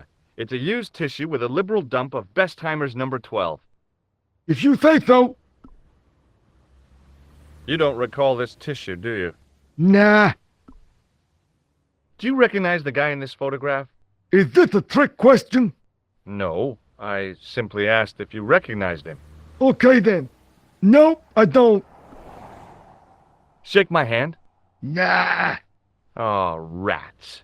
See you later. Not if you see me first.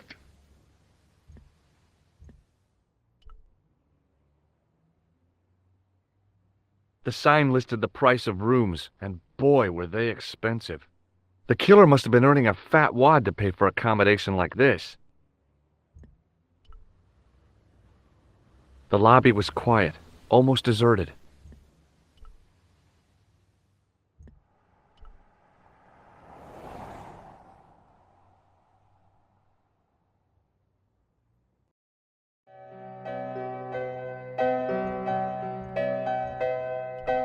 It was a magnificent old Steinway piano. I figured the lady at the keys wouldn't appreciate a duet with a musical illiterate like me. The woman was obviously English. She had all the qualities of Boadicea, Elizabeth I, and Margaret Thatcher rolled into one. It wasn't a pretty sight. Hi there, ma'am. Well, hello. What can I do for you? I'm looking for a man. You disappoint me, my dear. For one foolish moment I thought... But never mind. Aren't you going to tell me your name? George Stobart, ma'am. How sweet! I once had a stable boy called George. I am Lady Piermont. The common reaction is to kneel and stutter, but it's not obligatory. A real lady? I mean, you're an honest-to-God aristocrat? Oh, I don't know about that. Few of my ancestors were honest, not even to God. I can trace my family back to the Normans, but don't let that intimidate you, George. Beneath that impressive pedigree, I'm just flesh and blood. The blood may be blue, but the flesh is the plump beef of old England, so to speak. You appear distracted, George. Is there any way I can help you? I'm looking for a murderer. Good heavens! You're a private detective. That's correct, ma'am. What's the term you Americans use? It's on the tip of my tongue. I believe what you're thinking of is Dick. Precisely. Have you come across a man who calls himself Khan? I am familiar with only one person named Khan. Genghis Khan, the legendary Mongol barbarian chieftain? No, darling. Kevin. Kevin Khan? I never heard of him. I'd be most surprised if you had, darling. He's a pharmacist in Hemel Hempstead. Organizes fundraising for the Rotarians. Lovely man. Does he have a scar on his cheek? I really wouldn't know, sweetie. Did you know there's a gangster out front? What makes you think he's a gangster? The Italian suit and the bulge in his pocket? I know plenty of men with Italian suits and bulges in their pockets. That doesn't necessarily make them gangsters. Are you here in Paris on vacation? No, darling, I'm on holiday. I needed to get away after Algy's funeral. I didn't realize you were mourning the loss of a loved one. I'm not. He was my husband. I'm sorry to hear about your husband's death. You wouldn't be if you knew him, my dear. It gave me the opportunity to take a well-deserved holiday. Daphne suggested a change of scenery. Paris, she said. The wild romance is just what you need to take your mind off the inquest. Well, the closest I came to romance was being wooed by a drunken Breton chef. I must say I was disappointed with his coq au vin. Not at all what I was expecting. I was thinking of cutting my holiday short, packing my bags and heading back to Hemel Hempstead. That was until last night. What happened to you last night? I was stricken, Mr. Stobart. Cupid's arrow has cleft my bosom. They couldn't really miss. It was just as I'd always imagined it should be. The intimacy of candlelight, romantic music tinkling across the room, and then a stranger's glance. Those brooding eyes, that suave manner, those tight trousers. He was the man I'd been waiting for all my life. I'm glad he finally turned up after all these years. Ah, but it wasn't to be. He was merely toying with my affections. And if I ever catch up with him, he's dead. Who was the guy who led you on? His name is Merlin. Can you think of any use for this tool, ma'am? I can think of someone I'd like to use it on. Do you know what this is? At a guess, I'd say it was a clown's nose. That's right. It was worn as a disguise by a vicious killer. Good heavens, are you trying to alarm me? It's true. He uses the name Khan. Did I show you this false nose? Yes, you did. Does this tissue mean anything to you? Good God, no. I just thought the smell might be familiar. Please, darling, put it away. I'm no shrinking violet, but that object makes me feel quite queasy. Does this tissue mean anything to you?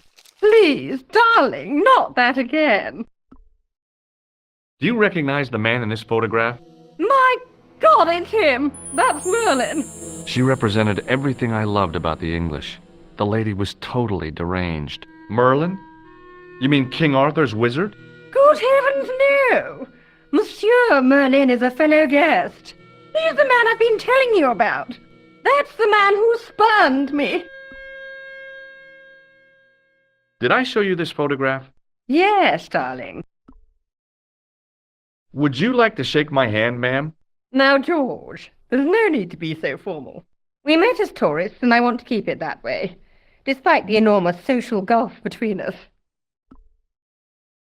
I just couldn't bring myself to use the buzzer on this dear lady. The man you know as Merlin is a fake. What do you mean, sweetie? He's a murderer. He also uses the name Khan. I am shocked, Mr. Stobart. Shaken. I took him to be a gentleman, a man of honor. You know, I'd rather like to assist you in stitching him up. When did you last see Merlin? It was no more than an hour ago. He came downstairs and spoke to that clerk chappie. Something passed hands. I couldn't see what exactly. A briefcase? No, smaller than that. A bundle of papers, perhaps. The clerk put it in the hotel safe and Merlin went out. Are you sure you saw Merlin putting documents in the safe? Yes, darling, positive. I wonder what they were. Obviously something of great importance. Yeah, I'd sure like to get my hands on whatever it is. I'll bet they had something to do with Plantow's briefcase. Has Merlin returned to the hotel? No, he hasn't. Are you going to search his room? If I could get in there, I would. I have to go, ma'am. The figure of a sexless youth was frozen in mid-skip with a silly grin on its stone lips.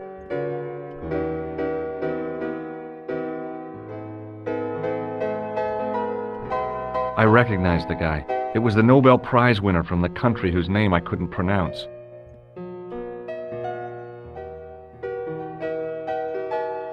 Excuse me, didn't I see your picture in the news? You're that Nobel Prize winner from some unpronounceable Eastern European state. Yes, that is me, in person. I don't want to worry you, but have you had any threats on your life? You know, mysterious phone calls, letters made up of headlines cut from the newspaper. I don't know what you're talking about. Do you know a guy called Plantow? I don't know anybody in Paris.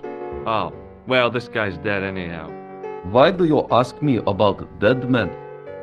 I have seen enough of death to last me a lifetime. I'm, sure you have. Have you seen a clown? I beg your pardon? The clown. A guy in funny pants. Have you seen him? My pants are from England, Marks and Spencer. They are a pleasure and a comfort to wear, with much support. I'm real glad to hear that. You know, it's good to know you Nobel Prize winners are human too. In my country, the people make do with string and egg cartoons. For pants? For everything. Oppression is the mother of ingenuity. Have you any idea what this tool might be used for? I cannot guess. Would it mean anything if I told you it was for lifting drain covers? Such technology fills me with wonder. Do you recognize this tool? Already you have astounded me with your advanced Western prong. What does this clown's nose suggest to you? In my country, we have no use for clowns. I'm glad to hear it. They were dealt with most severely in the last cultural cleansing. What about the mimes? Did you get them too? All gone. Our streets are mime-free. Sounds like heaven. You don't care for clowns, do you? They belong in the circus, like fleas and bearded women. Does this goo-smeared tissue mean anything to you? No, it doesn't. Do you recognize this man? He calls himself Khan. Yes, I know this man. Why do you carry his photograph? I'm a private detective. This is a photo of Khan, right? That is just one of the names by which he is known. May I shake you by the hand? I do not shake the hands of imperialist dogs. Now that's a real bad attitude problem you've got there. What's your interest in Khan? He is an enemy of my people. You know he's a killer. Of course, amongst other things. Would you help me investigate Khan? That is not possible. My instructions are to observe. I cannot jeopardize my position as an honored guest of this country's government. Thanks for your help. Goodbye. In the ornate booth was the most elegant public telephone I'd ever seen.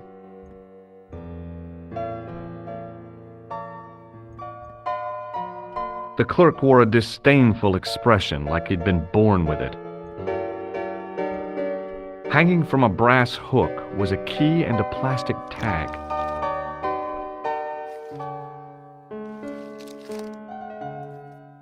Excusez-moi, monsieur. What? You are trying to steal that key, no? No way. Hey, ne touche pas! Just looking.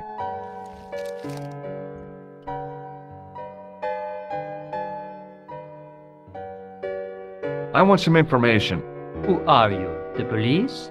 I'm conducting a private investigation. Ah, I know only too well what you mean. That is one of the drawbacks of the catering business. When people book into an hotel, they leave their morals at home, no? I'd like to retrieve something from your safe. Ah, oui, monsieur. May I see some form of identification? Like what? A driving license, perhaps? I don't drive. Your passport? I don't have it with me. I could show you my operation scar. I'm sorry, monsieur. I must have some form of unique ID. You won't find a more unique ID than my scar. I'm sorry. I must insist on a more traditional identification. Rats. About the key hanging on the hook over there. Oui, monsieur. Which room is it for? Number 21. Is that room taken? No. The guests checked out this morning. I'd like to check into room 21. That is not possible. How come? You said it was vacant. It is reserved for another guest. Rats. No, monsieur. Dutch. Do you know a man named Plantav? No, monsieur. I'm looking for a man who dresses like a clown. This is a highly respectable hotel, monsieur. There are no clowns here. If you say so. What do you make of this tool? Stunning, monsieur. I bet you handle it like a professional. Do you recognize this red nose? No, monsieur. What do you make of this tissue? Do you wish me to dispose of it for you, monsieur? Hey, no! It could be useful. I'm holding on to this. As you wish, monsieur. Perhaps you would like a little plastic baggie to keep it in? Nah, it's fine the way it is. What do you make of this tissue? You have shown me that already, monsieur. Do you recognize the man in this photograph? Yes, monsieur. That man is one of our guests. What name? I cannot tell you that. Can you tell me which room the man in the photograph has taken? Oh, no, monsieur. That information is confidential. Would it make a difference if I told you the guy in the photo was a murderer? We are accustomed to catering for celebrities, monsieur. Movie stars, politicians, royalty, sporting personalities, they all stay here. Did I show you this photograph? Yes, you did, monsieur. Hey, shake my hand. I'd rather not, monsieur. I'm still sore from the shock administered by one of the guests. He was secretly concealing an electrical device in the palm of his hand. Practical jokes are so puerile, don't you think? Oh, yeah, sure. Hey, shake my hand. I have already explained why I would rather not. Thanks for your help, buddy. It was the register of guests staying at the hotel. There was no one registered under the name of Khan, but the name in the book for room 22 was Merlin.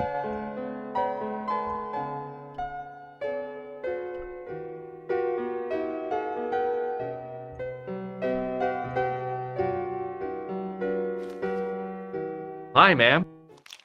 Hello, George. What can I do for you now? Would you distract the clerk while I borrow a key? Are you asking me to aid you in a criminal act, darling? Oh, no. It's the key to an empty room. And why, may I ask, do you wish to gain access to an empty room? Do you plan to squat? No, ma'am. Scouts honor? I was never in the Boy Scouts, ma'am. Oh, you should have been. What were your parents thinking of? It's a fine way for a boy to get licked into shape. Now tell me, why do you want to get into that room? It's next to the room the killer is using. Ah, so you plan to eavesdrop on Merlin? I was hoping there might be a connecting door. I shouldn't think my feminine charms would be much use in this case, but a good dose of English arrogance might do the trick.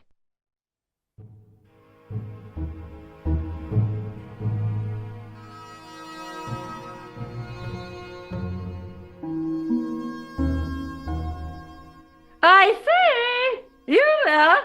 Flunky! Oui, madame. Listen carefully. You do understand English, don't you? But of course, madame. Good. I wish to deposit some jewelry for safekeeping. I understand. Are you quite certain? Oh, bien sûr, madame. Over to you, my dear.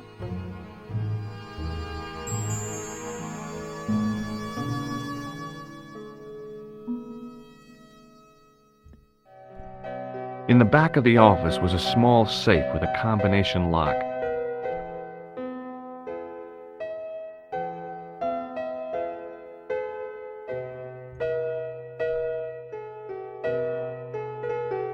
What now, monsieur? Do you recognize this key? That is the property of the Hotel Ubu. Correct. May I ask how it found its way from the little hook to your pocket? Would you believe it was put there by a poltergeist? No, monsieur. The hotel is regularly serviced by an exorcist. If we had a ghost, Father Fécond would have flushed it out. I suppose you want the key back. Not spécialement. The room is vacant. Since you are so determined to conduct your little investigation, I won't stop you. Are you sure you don't want the key back? No, you keep it until you finish playing detectives. Thanks for your help, buddy.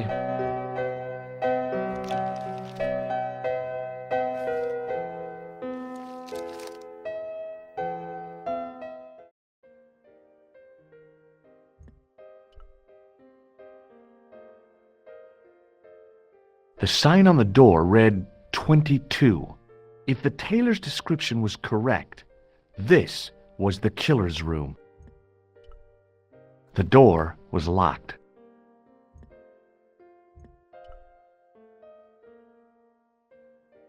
The sign on the door read 21.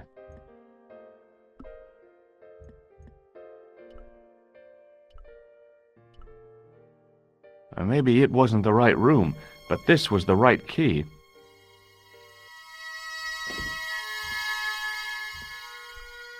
It was a massive mahogany wardrobe.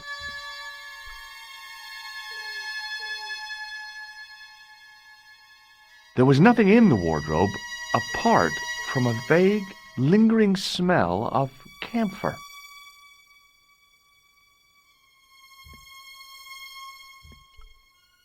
A cabinet stood beside the bed.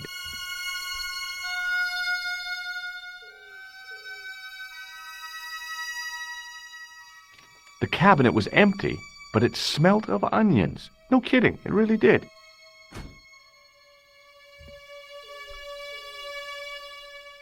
The window looked out over a narrow alley surrounded by high walls.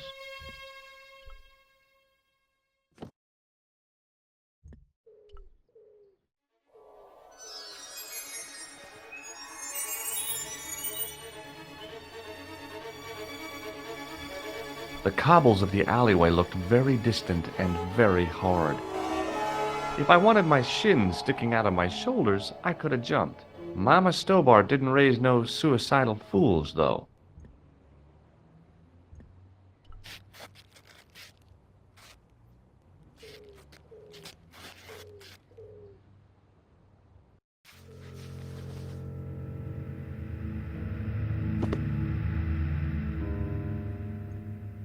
The cabinet had no drawers, just a single door. The assassin had been too smart to leave incriminating evidence beside his bed. The bed was several times larger than the narrow cot I'd been given at the place I was staying.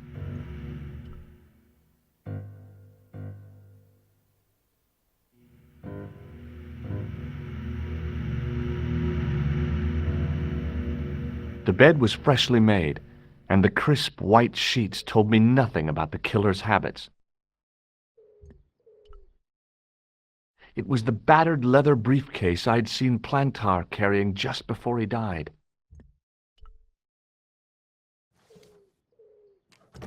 I searched the interior of the briefcase, but as I'd half expected, it was empty.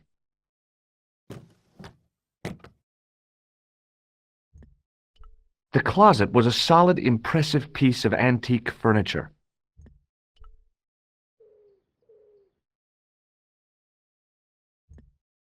The interior of the closet was large enough for me to climb right in. The pants were newly laundered and pressed with immaculate creases. There was nothing in the pockets of the pants.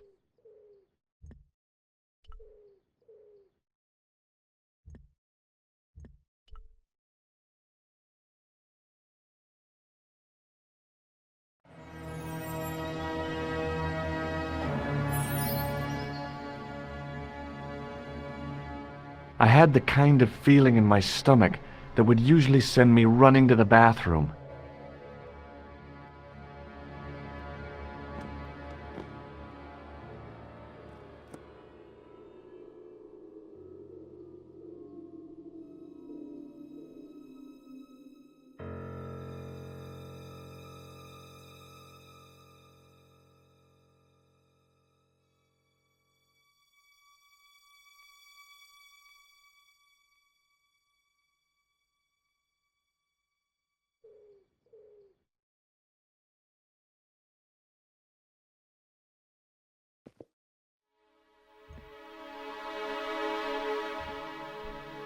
The pants matched the jacket which the killer had lost in Paris.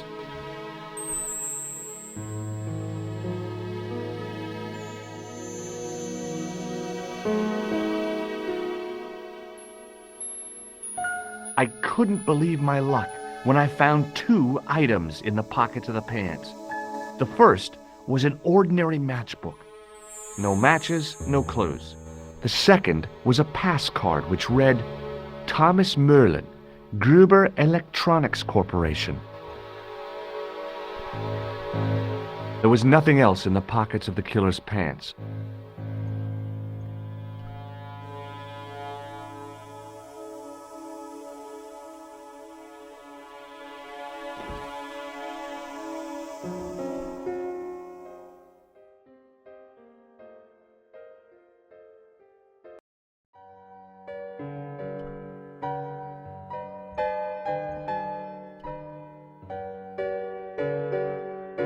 What now, monsieur? Does this matchbook mean anything to you? No, monsieur. Does this pass mean anything to you? That is Monsieur Merlin's property. That's right. Merlin the murderer. I want to see what he's left in your safe. Impossible. I cannot betray his confidence, no matter what you say he's done. You're making a big mistake. Maybe. I can live with that. Did I show you this pass? Oui, monsieur. Thanks for your help, buddy.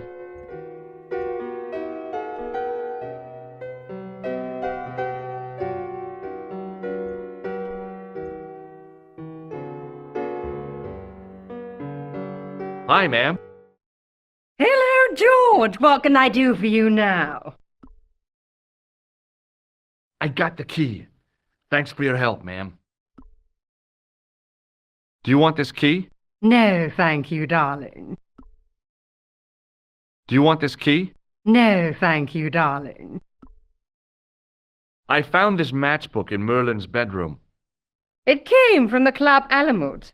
It might be useful to find out if that club is in Paris, George. I found this pass in Merlin's room. So, that deceitful little man is passing himself off as an electrician, is he? Uh-huh. This guy probably has a million faces. I showed the pass to the clerk, hoping he'd give me Merlin's papers, but he wouldn't buy it. He's too scared. I'll give him something to be scared of. Follow me, George!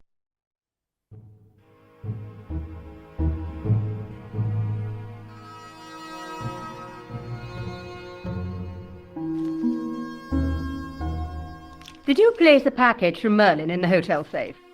I did, madame. And did my friend here show you Merlin's identification? Indeed he did, but What's the problem? he isn't Merlin. A mere academic detail. Give him the package. But that is against the law. I happen to be a justice of the peace, you silly man. I am the law. If he tries anything, shoot him, George. My pleasure, Lady Piermont. One moment, please.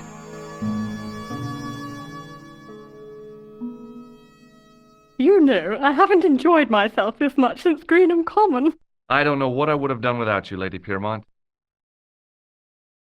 Voilà, monsieur. Le manuscrit de Monsieur Merlin. Thanks. How satisfying. An Anglo-American alliance that actually worked. The clerk had given me a tightly rolled sheet of parchment. I decided not to unroll it until I was safely back in Nico's apartment.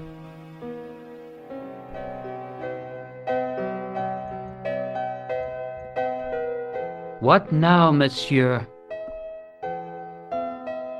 Do you want this manuscript back? After all the fuss it caused? No, you keep it. Thanks for your help, buddy.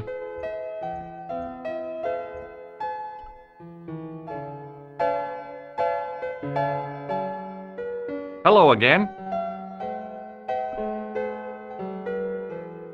Do you recognize this key? No, I do not. Does the name on this matchbook mean anything to you? Indeed it does. For Alamut was the home of the Old Man of the Mountains. You do not know him? No, I don't. Tell me again about Alamut.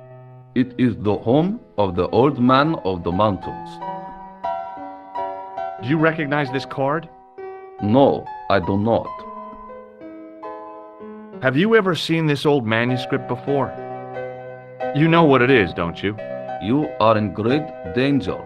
Put the manuscript back and leave here. What's going on? I can say no more.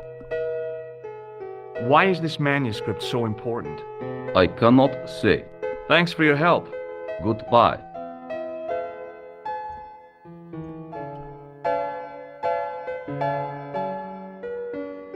Hi, ma'am. Hello, George. What can I do for you now? This is what Merlin was so keen to hide. Really? Well, that fuss for a sample of wallpaper. It's some kind of manuscript, and it looks to be very old. If I was you, I'd keep it well out of sight until you're clear of this place. That's exactly what I was thinking. I could roll it up and put it down my pants. No, that wouldn't do at all. You'd attract far too much attention. Thanks for helping me get the manuscript, Lady Piermont. Any time, my dear. Would you like to keep Merlin's pass as a memento? No, darling. My broken heart is reminder enough. I have to go, ma'am.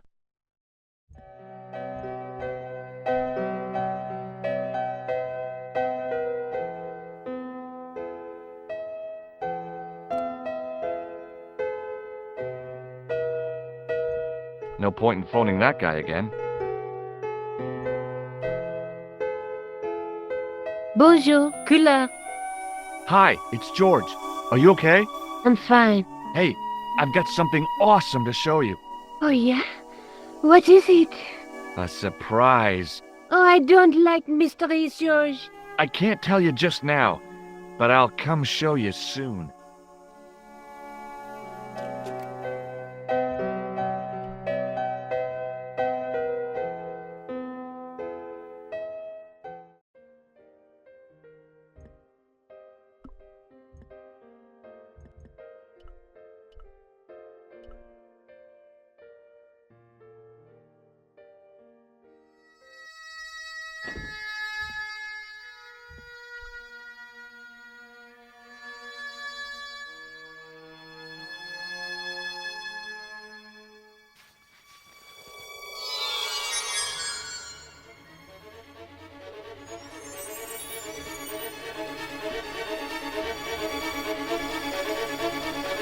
I knew this was no way to treat an ancient manuscript, but I couldn't let it fall into the hands of the goons waiting outside.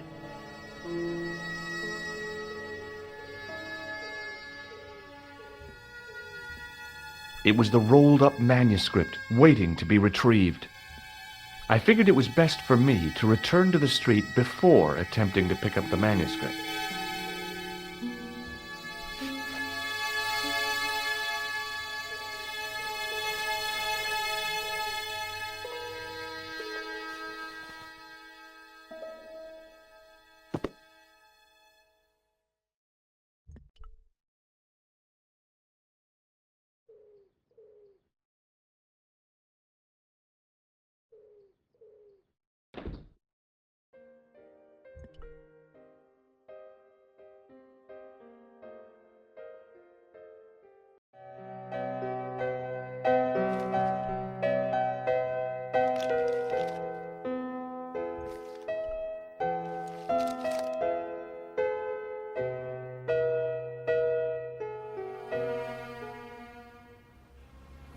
Just a minute, monsieur. What's your problem? No problem, if you cooperate. What do you want? Just a routine security check, nothing to worry yourself about. Oh, well, all right. Search him, Flap. You bet! Hey, knock it off. Get off, you big ape. Nothing, Guido. Zilch! Our apologies, monsieur. What? I had to report you to the authorities. Randir, we are the authorities. You want I should break his arms? No. Let him go, Flap.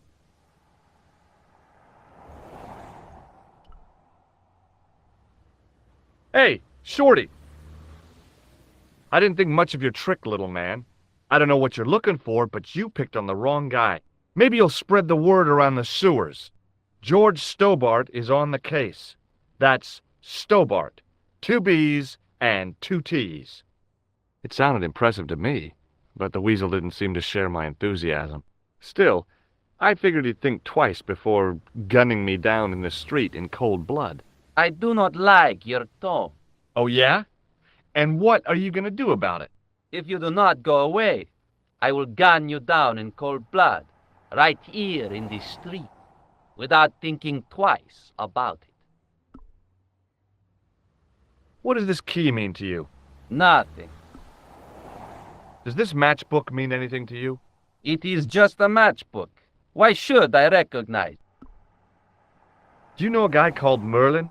No. Forget it. Excuse me. Yeah? Don't you think you have some explaining to do? Huh? I'm an American citizen and a bona fide visitor to your country. What the... You can't touch me up in the street and expect to get away with it. Get lost, creep.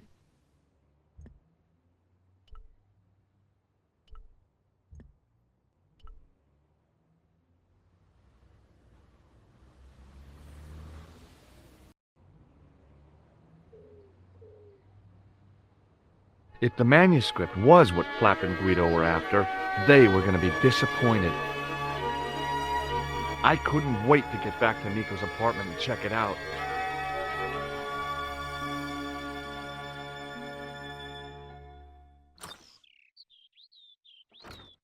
You're just not going to believe what I've found. It's not another part of the clown's costume, is it?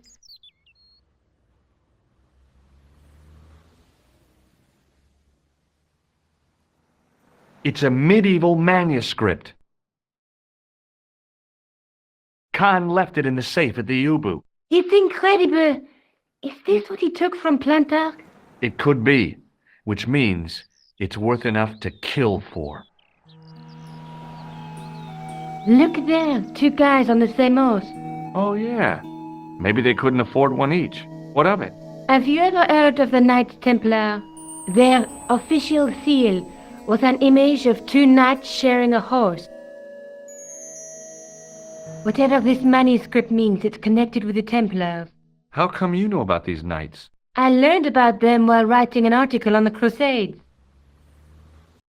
This guy, named Hughes de Payen, arrived one day at the court of King of Jerusalem. He offered to protect the Christian pilgrims from the displaced Muslim armies. The king would be able to guarantee safe transit to Christians in the Holy Land. Safer journeys meant more pilgrims, and pilgrims meant trade and wealth. The Templars proved invaluable to the king as a mercenary army. It was said that they never asked how many the enemy numbered, just where they were. And as the years went by, the Templars grew in wealth and numbers. They were so rich, even kings came to them for loans, but at the height of their power, they fell foul of the King of France. He rounded them up and turned them over to the Inquisition. Thousands of Templars were subject to torture and confessed to heresy. Of course, at the hands of the Inquisition, there wasn't much they wouldn't confess to. The last Grand Master Jacques de Molay was burned alive. But the treasure of the Knights Templar was never found.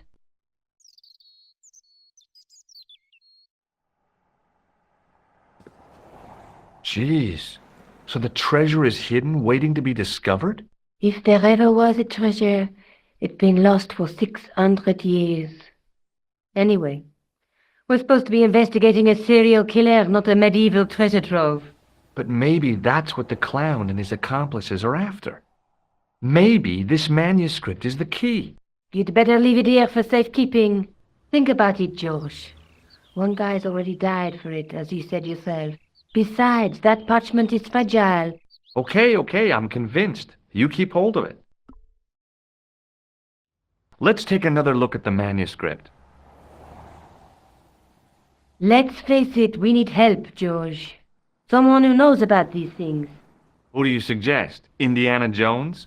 I know a guy who specializes in medieval studies. His name is Lobino. Huh. Some stuffy old fossil who gets horny over ancient relics, I suppose. Far from it. Andre isn't the stereotypical professor you have in mind. Where can I find this Lobino guy? At the Crune Museum. I'll give you the address. There's a woman looking at her reflection in a mirror, but the reflection has 3 hideous faces. She reminds me of the wicked queen in Snow White. She was the one who said, "Mirror, mirror on the wall," wasn't she? She made me cry so much when I was a kid, Mom carried me out of the movie theater. She didn't frighten me in the least.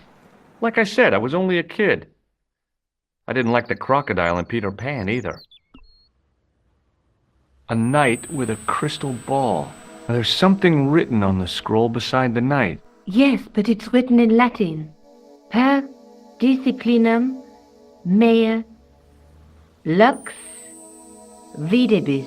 By my teachings, you will see the light. You speak Latin?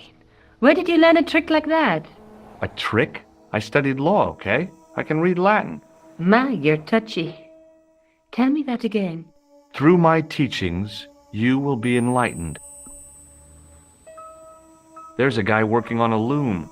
He's weaving a carpet or a tapestry. Or a duvet cover. It's a clue to a place, I reckon. Somewhere famed for weaving and ships. Where folk live in barrels? It beats copper boxes. There's a guy with a sword and a bull. The only mythological bull I know of is the Minotaur, but he was only half bull.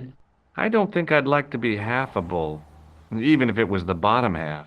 What's that object between them? It looks like a gem on top of a tripod.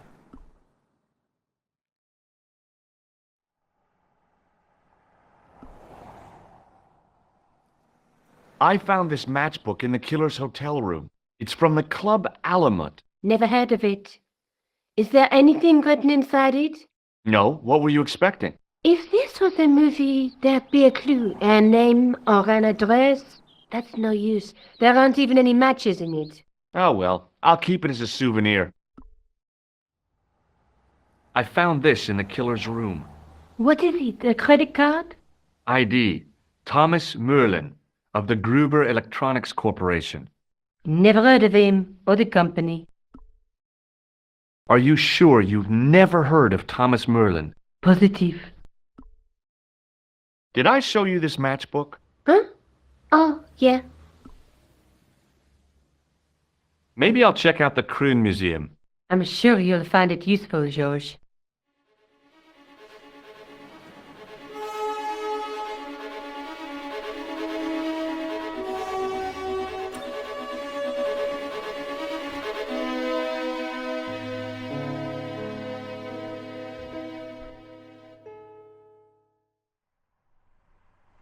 Oh, hi. Hello, my handsome friend. Does this matchbook mean anything to you? No, but I can tell you one thing. There's no such place as the Club Alamut in Paris. Can you tell me anything about this security pass? I can tell it doesn't belong to you. How come? Give me some credit. If you're an electrician, I'll eat my antirrhinums. You're a remarkably talented lady. See you later. That's right, monsieur. You will.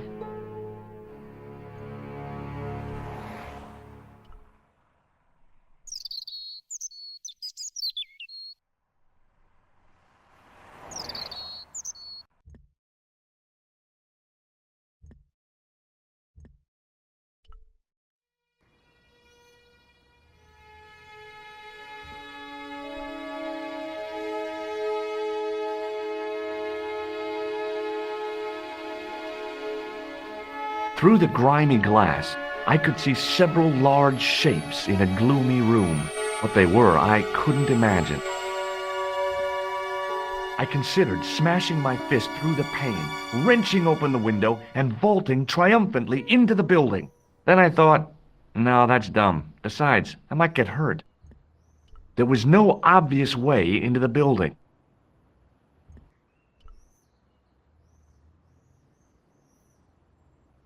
Access to the side and rear of the museum building was blocked by a dense clump of bushes.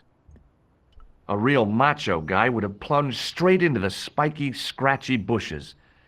Not me.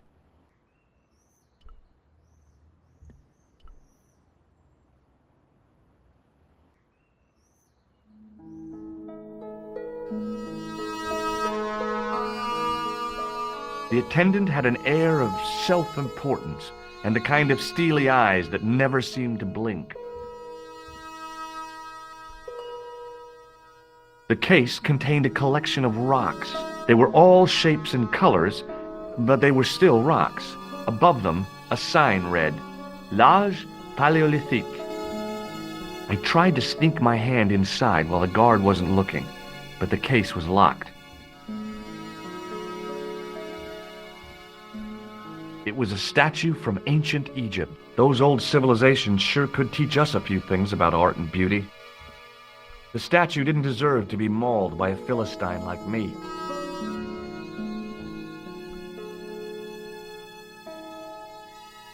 In the case was a spindly tripod, blackened with age and pitted with rust.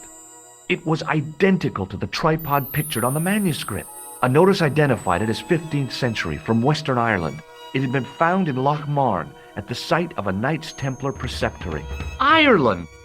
What's that? This tripod was found in Ireland. I will have to ask you to keep your voice down. I'm sorry, I was excited. As I reached toward the display case, a shrill piping filled the air. I froze, then tried to get myself together and act nonchalantly. Eh, no! No, monsieur. No. What's wrong? You must not handle the exhibits. I'm sorry. The case contained the tripod shown on the manuscript. Now, what did I tell you about touching the exhibits? Was it you can touch all you want so long as your hands are clean? Not quite, monsieur. It was do not touch, not ever. Oh, yeah, that was it. It was a large brass urn. There was nothing in the urn. It was a tapestry of a lady, a lion, and a unicorn. If I'd had more time, I could have stared at it all day. Touching an object as rare and beautiful as that would have been the act of a barbarian. The totem pole looked distinctly out of place in the setting of the museum.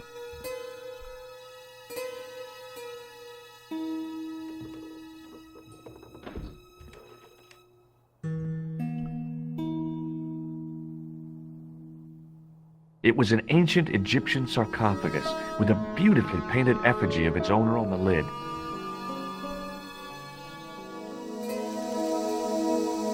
Leave it alone. That closet is over 3,000 years old. Closet? It's a sarcophagus. It was a stone carving from ancient Egypt. I was no desecrator of tombs.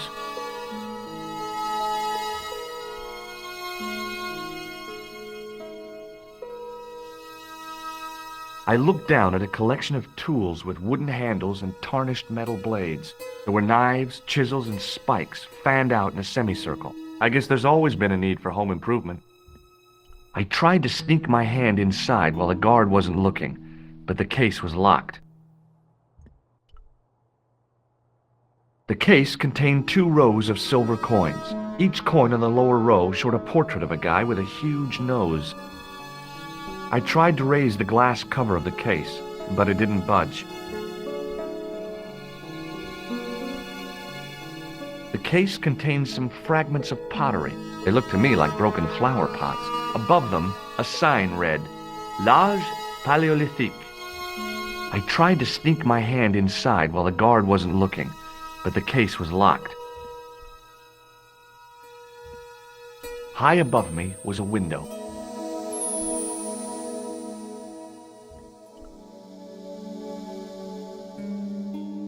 A metal rod attached to the wall was connected to the window. The rod turned smoothly, and the window above me opened.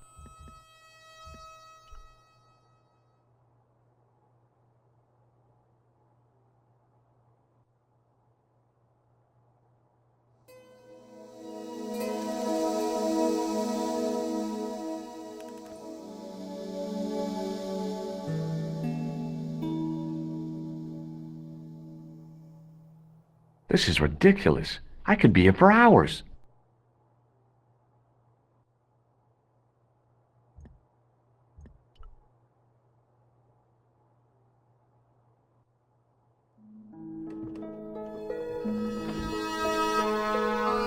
Watch out! You will have that done on top of us! Pardon me.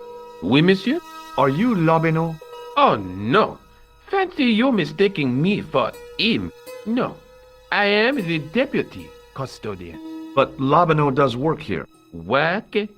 I wouldn't go so far as to call it that. He studies here most days, but as you can see for yourself, not today. Can you give me any further information about the tripod? Certainly, monsieur. It's infamous. That tripod, that belonged to John Dee. What's the importance of John Dee's tripod? Dee was the most famous escapologist of the 16th century, the Houdini of his time. Don't you mean alchemist? Escapologists use ropes, chains, and handcuffs, not tripods. Well, whatever he was, that is the tripod he used in his experiments.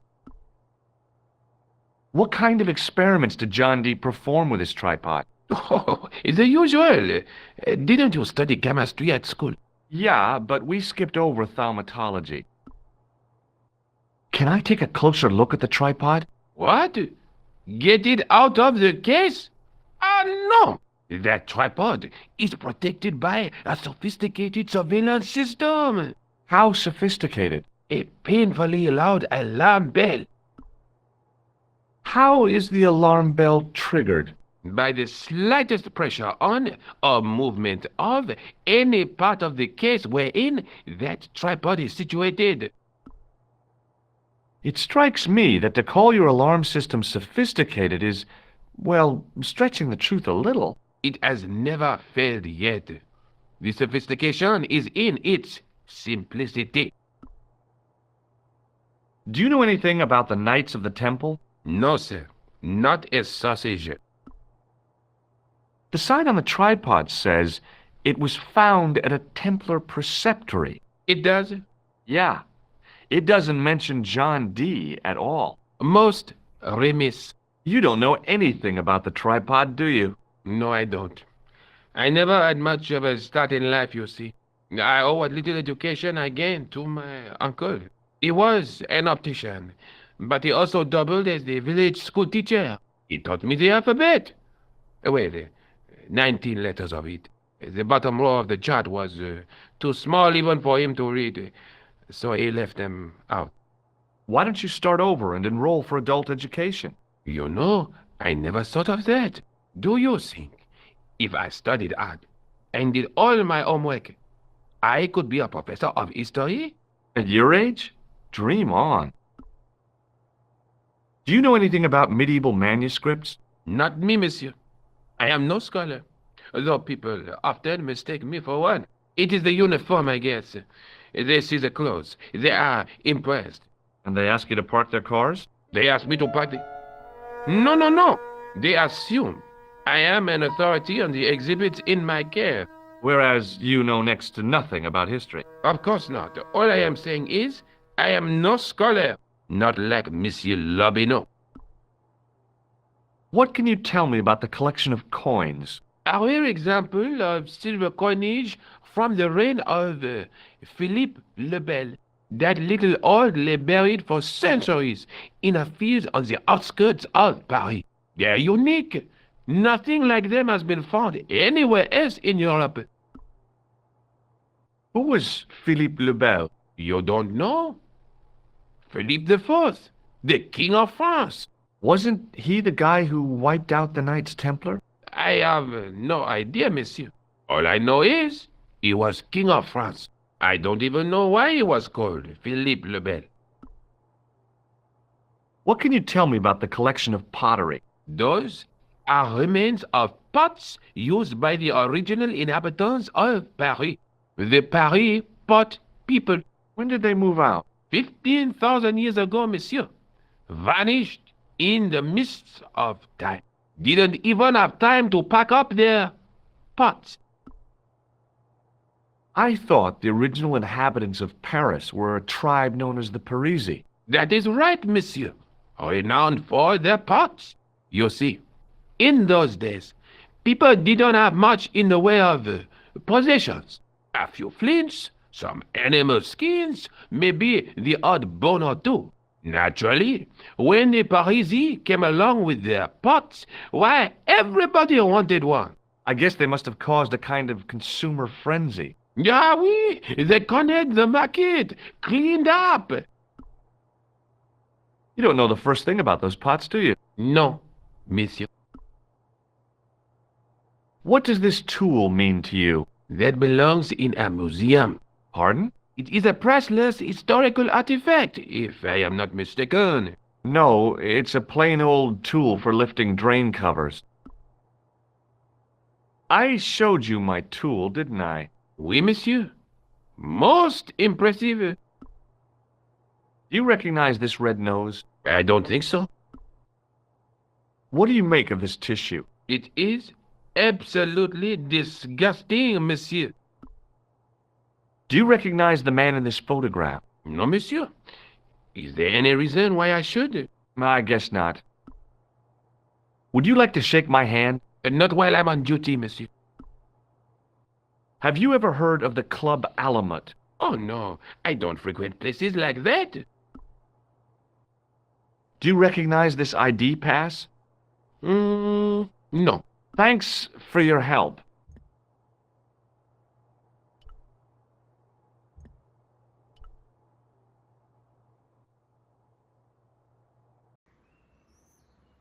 The tripod was definitely the one on the manuscript. The Templar connection confirmed it.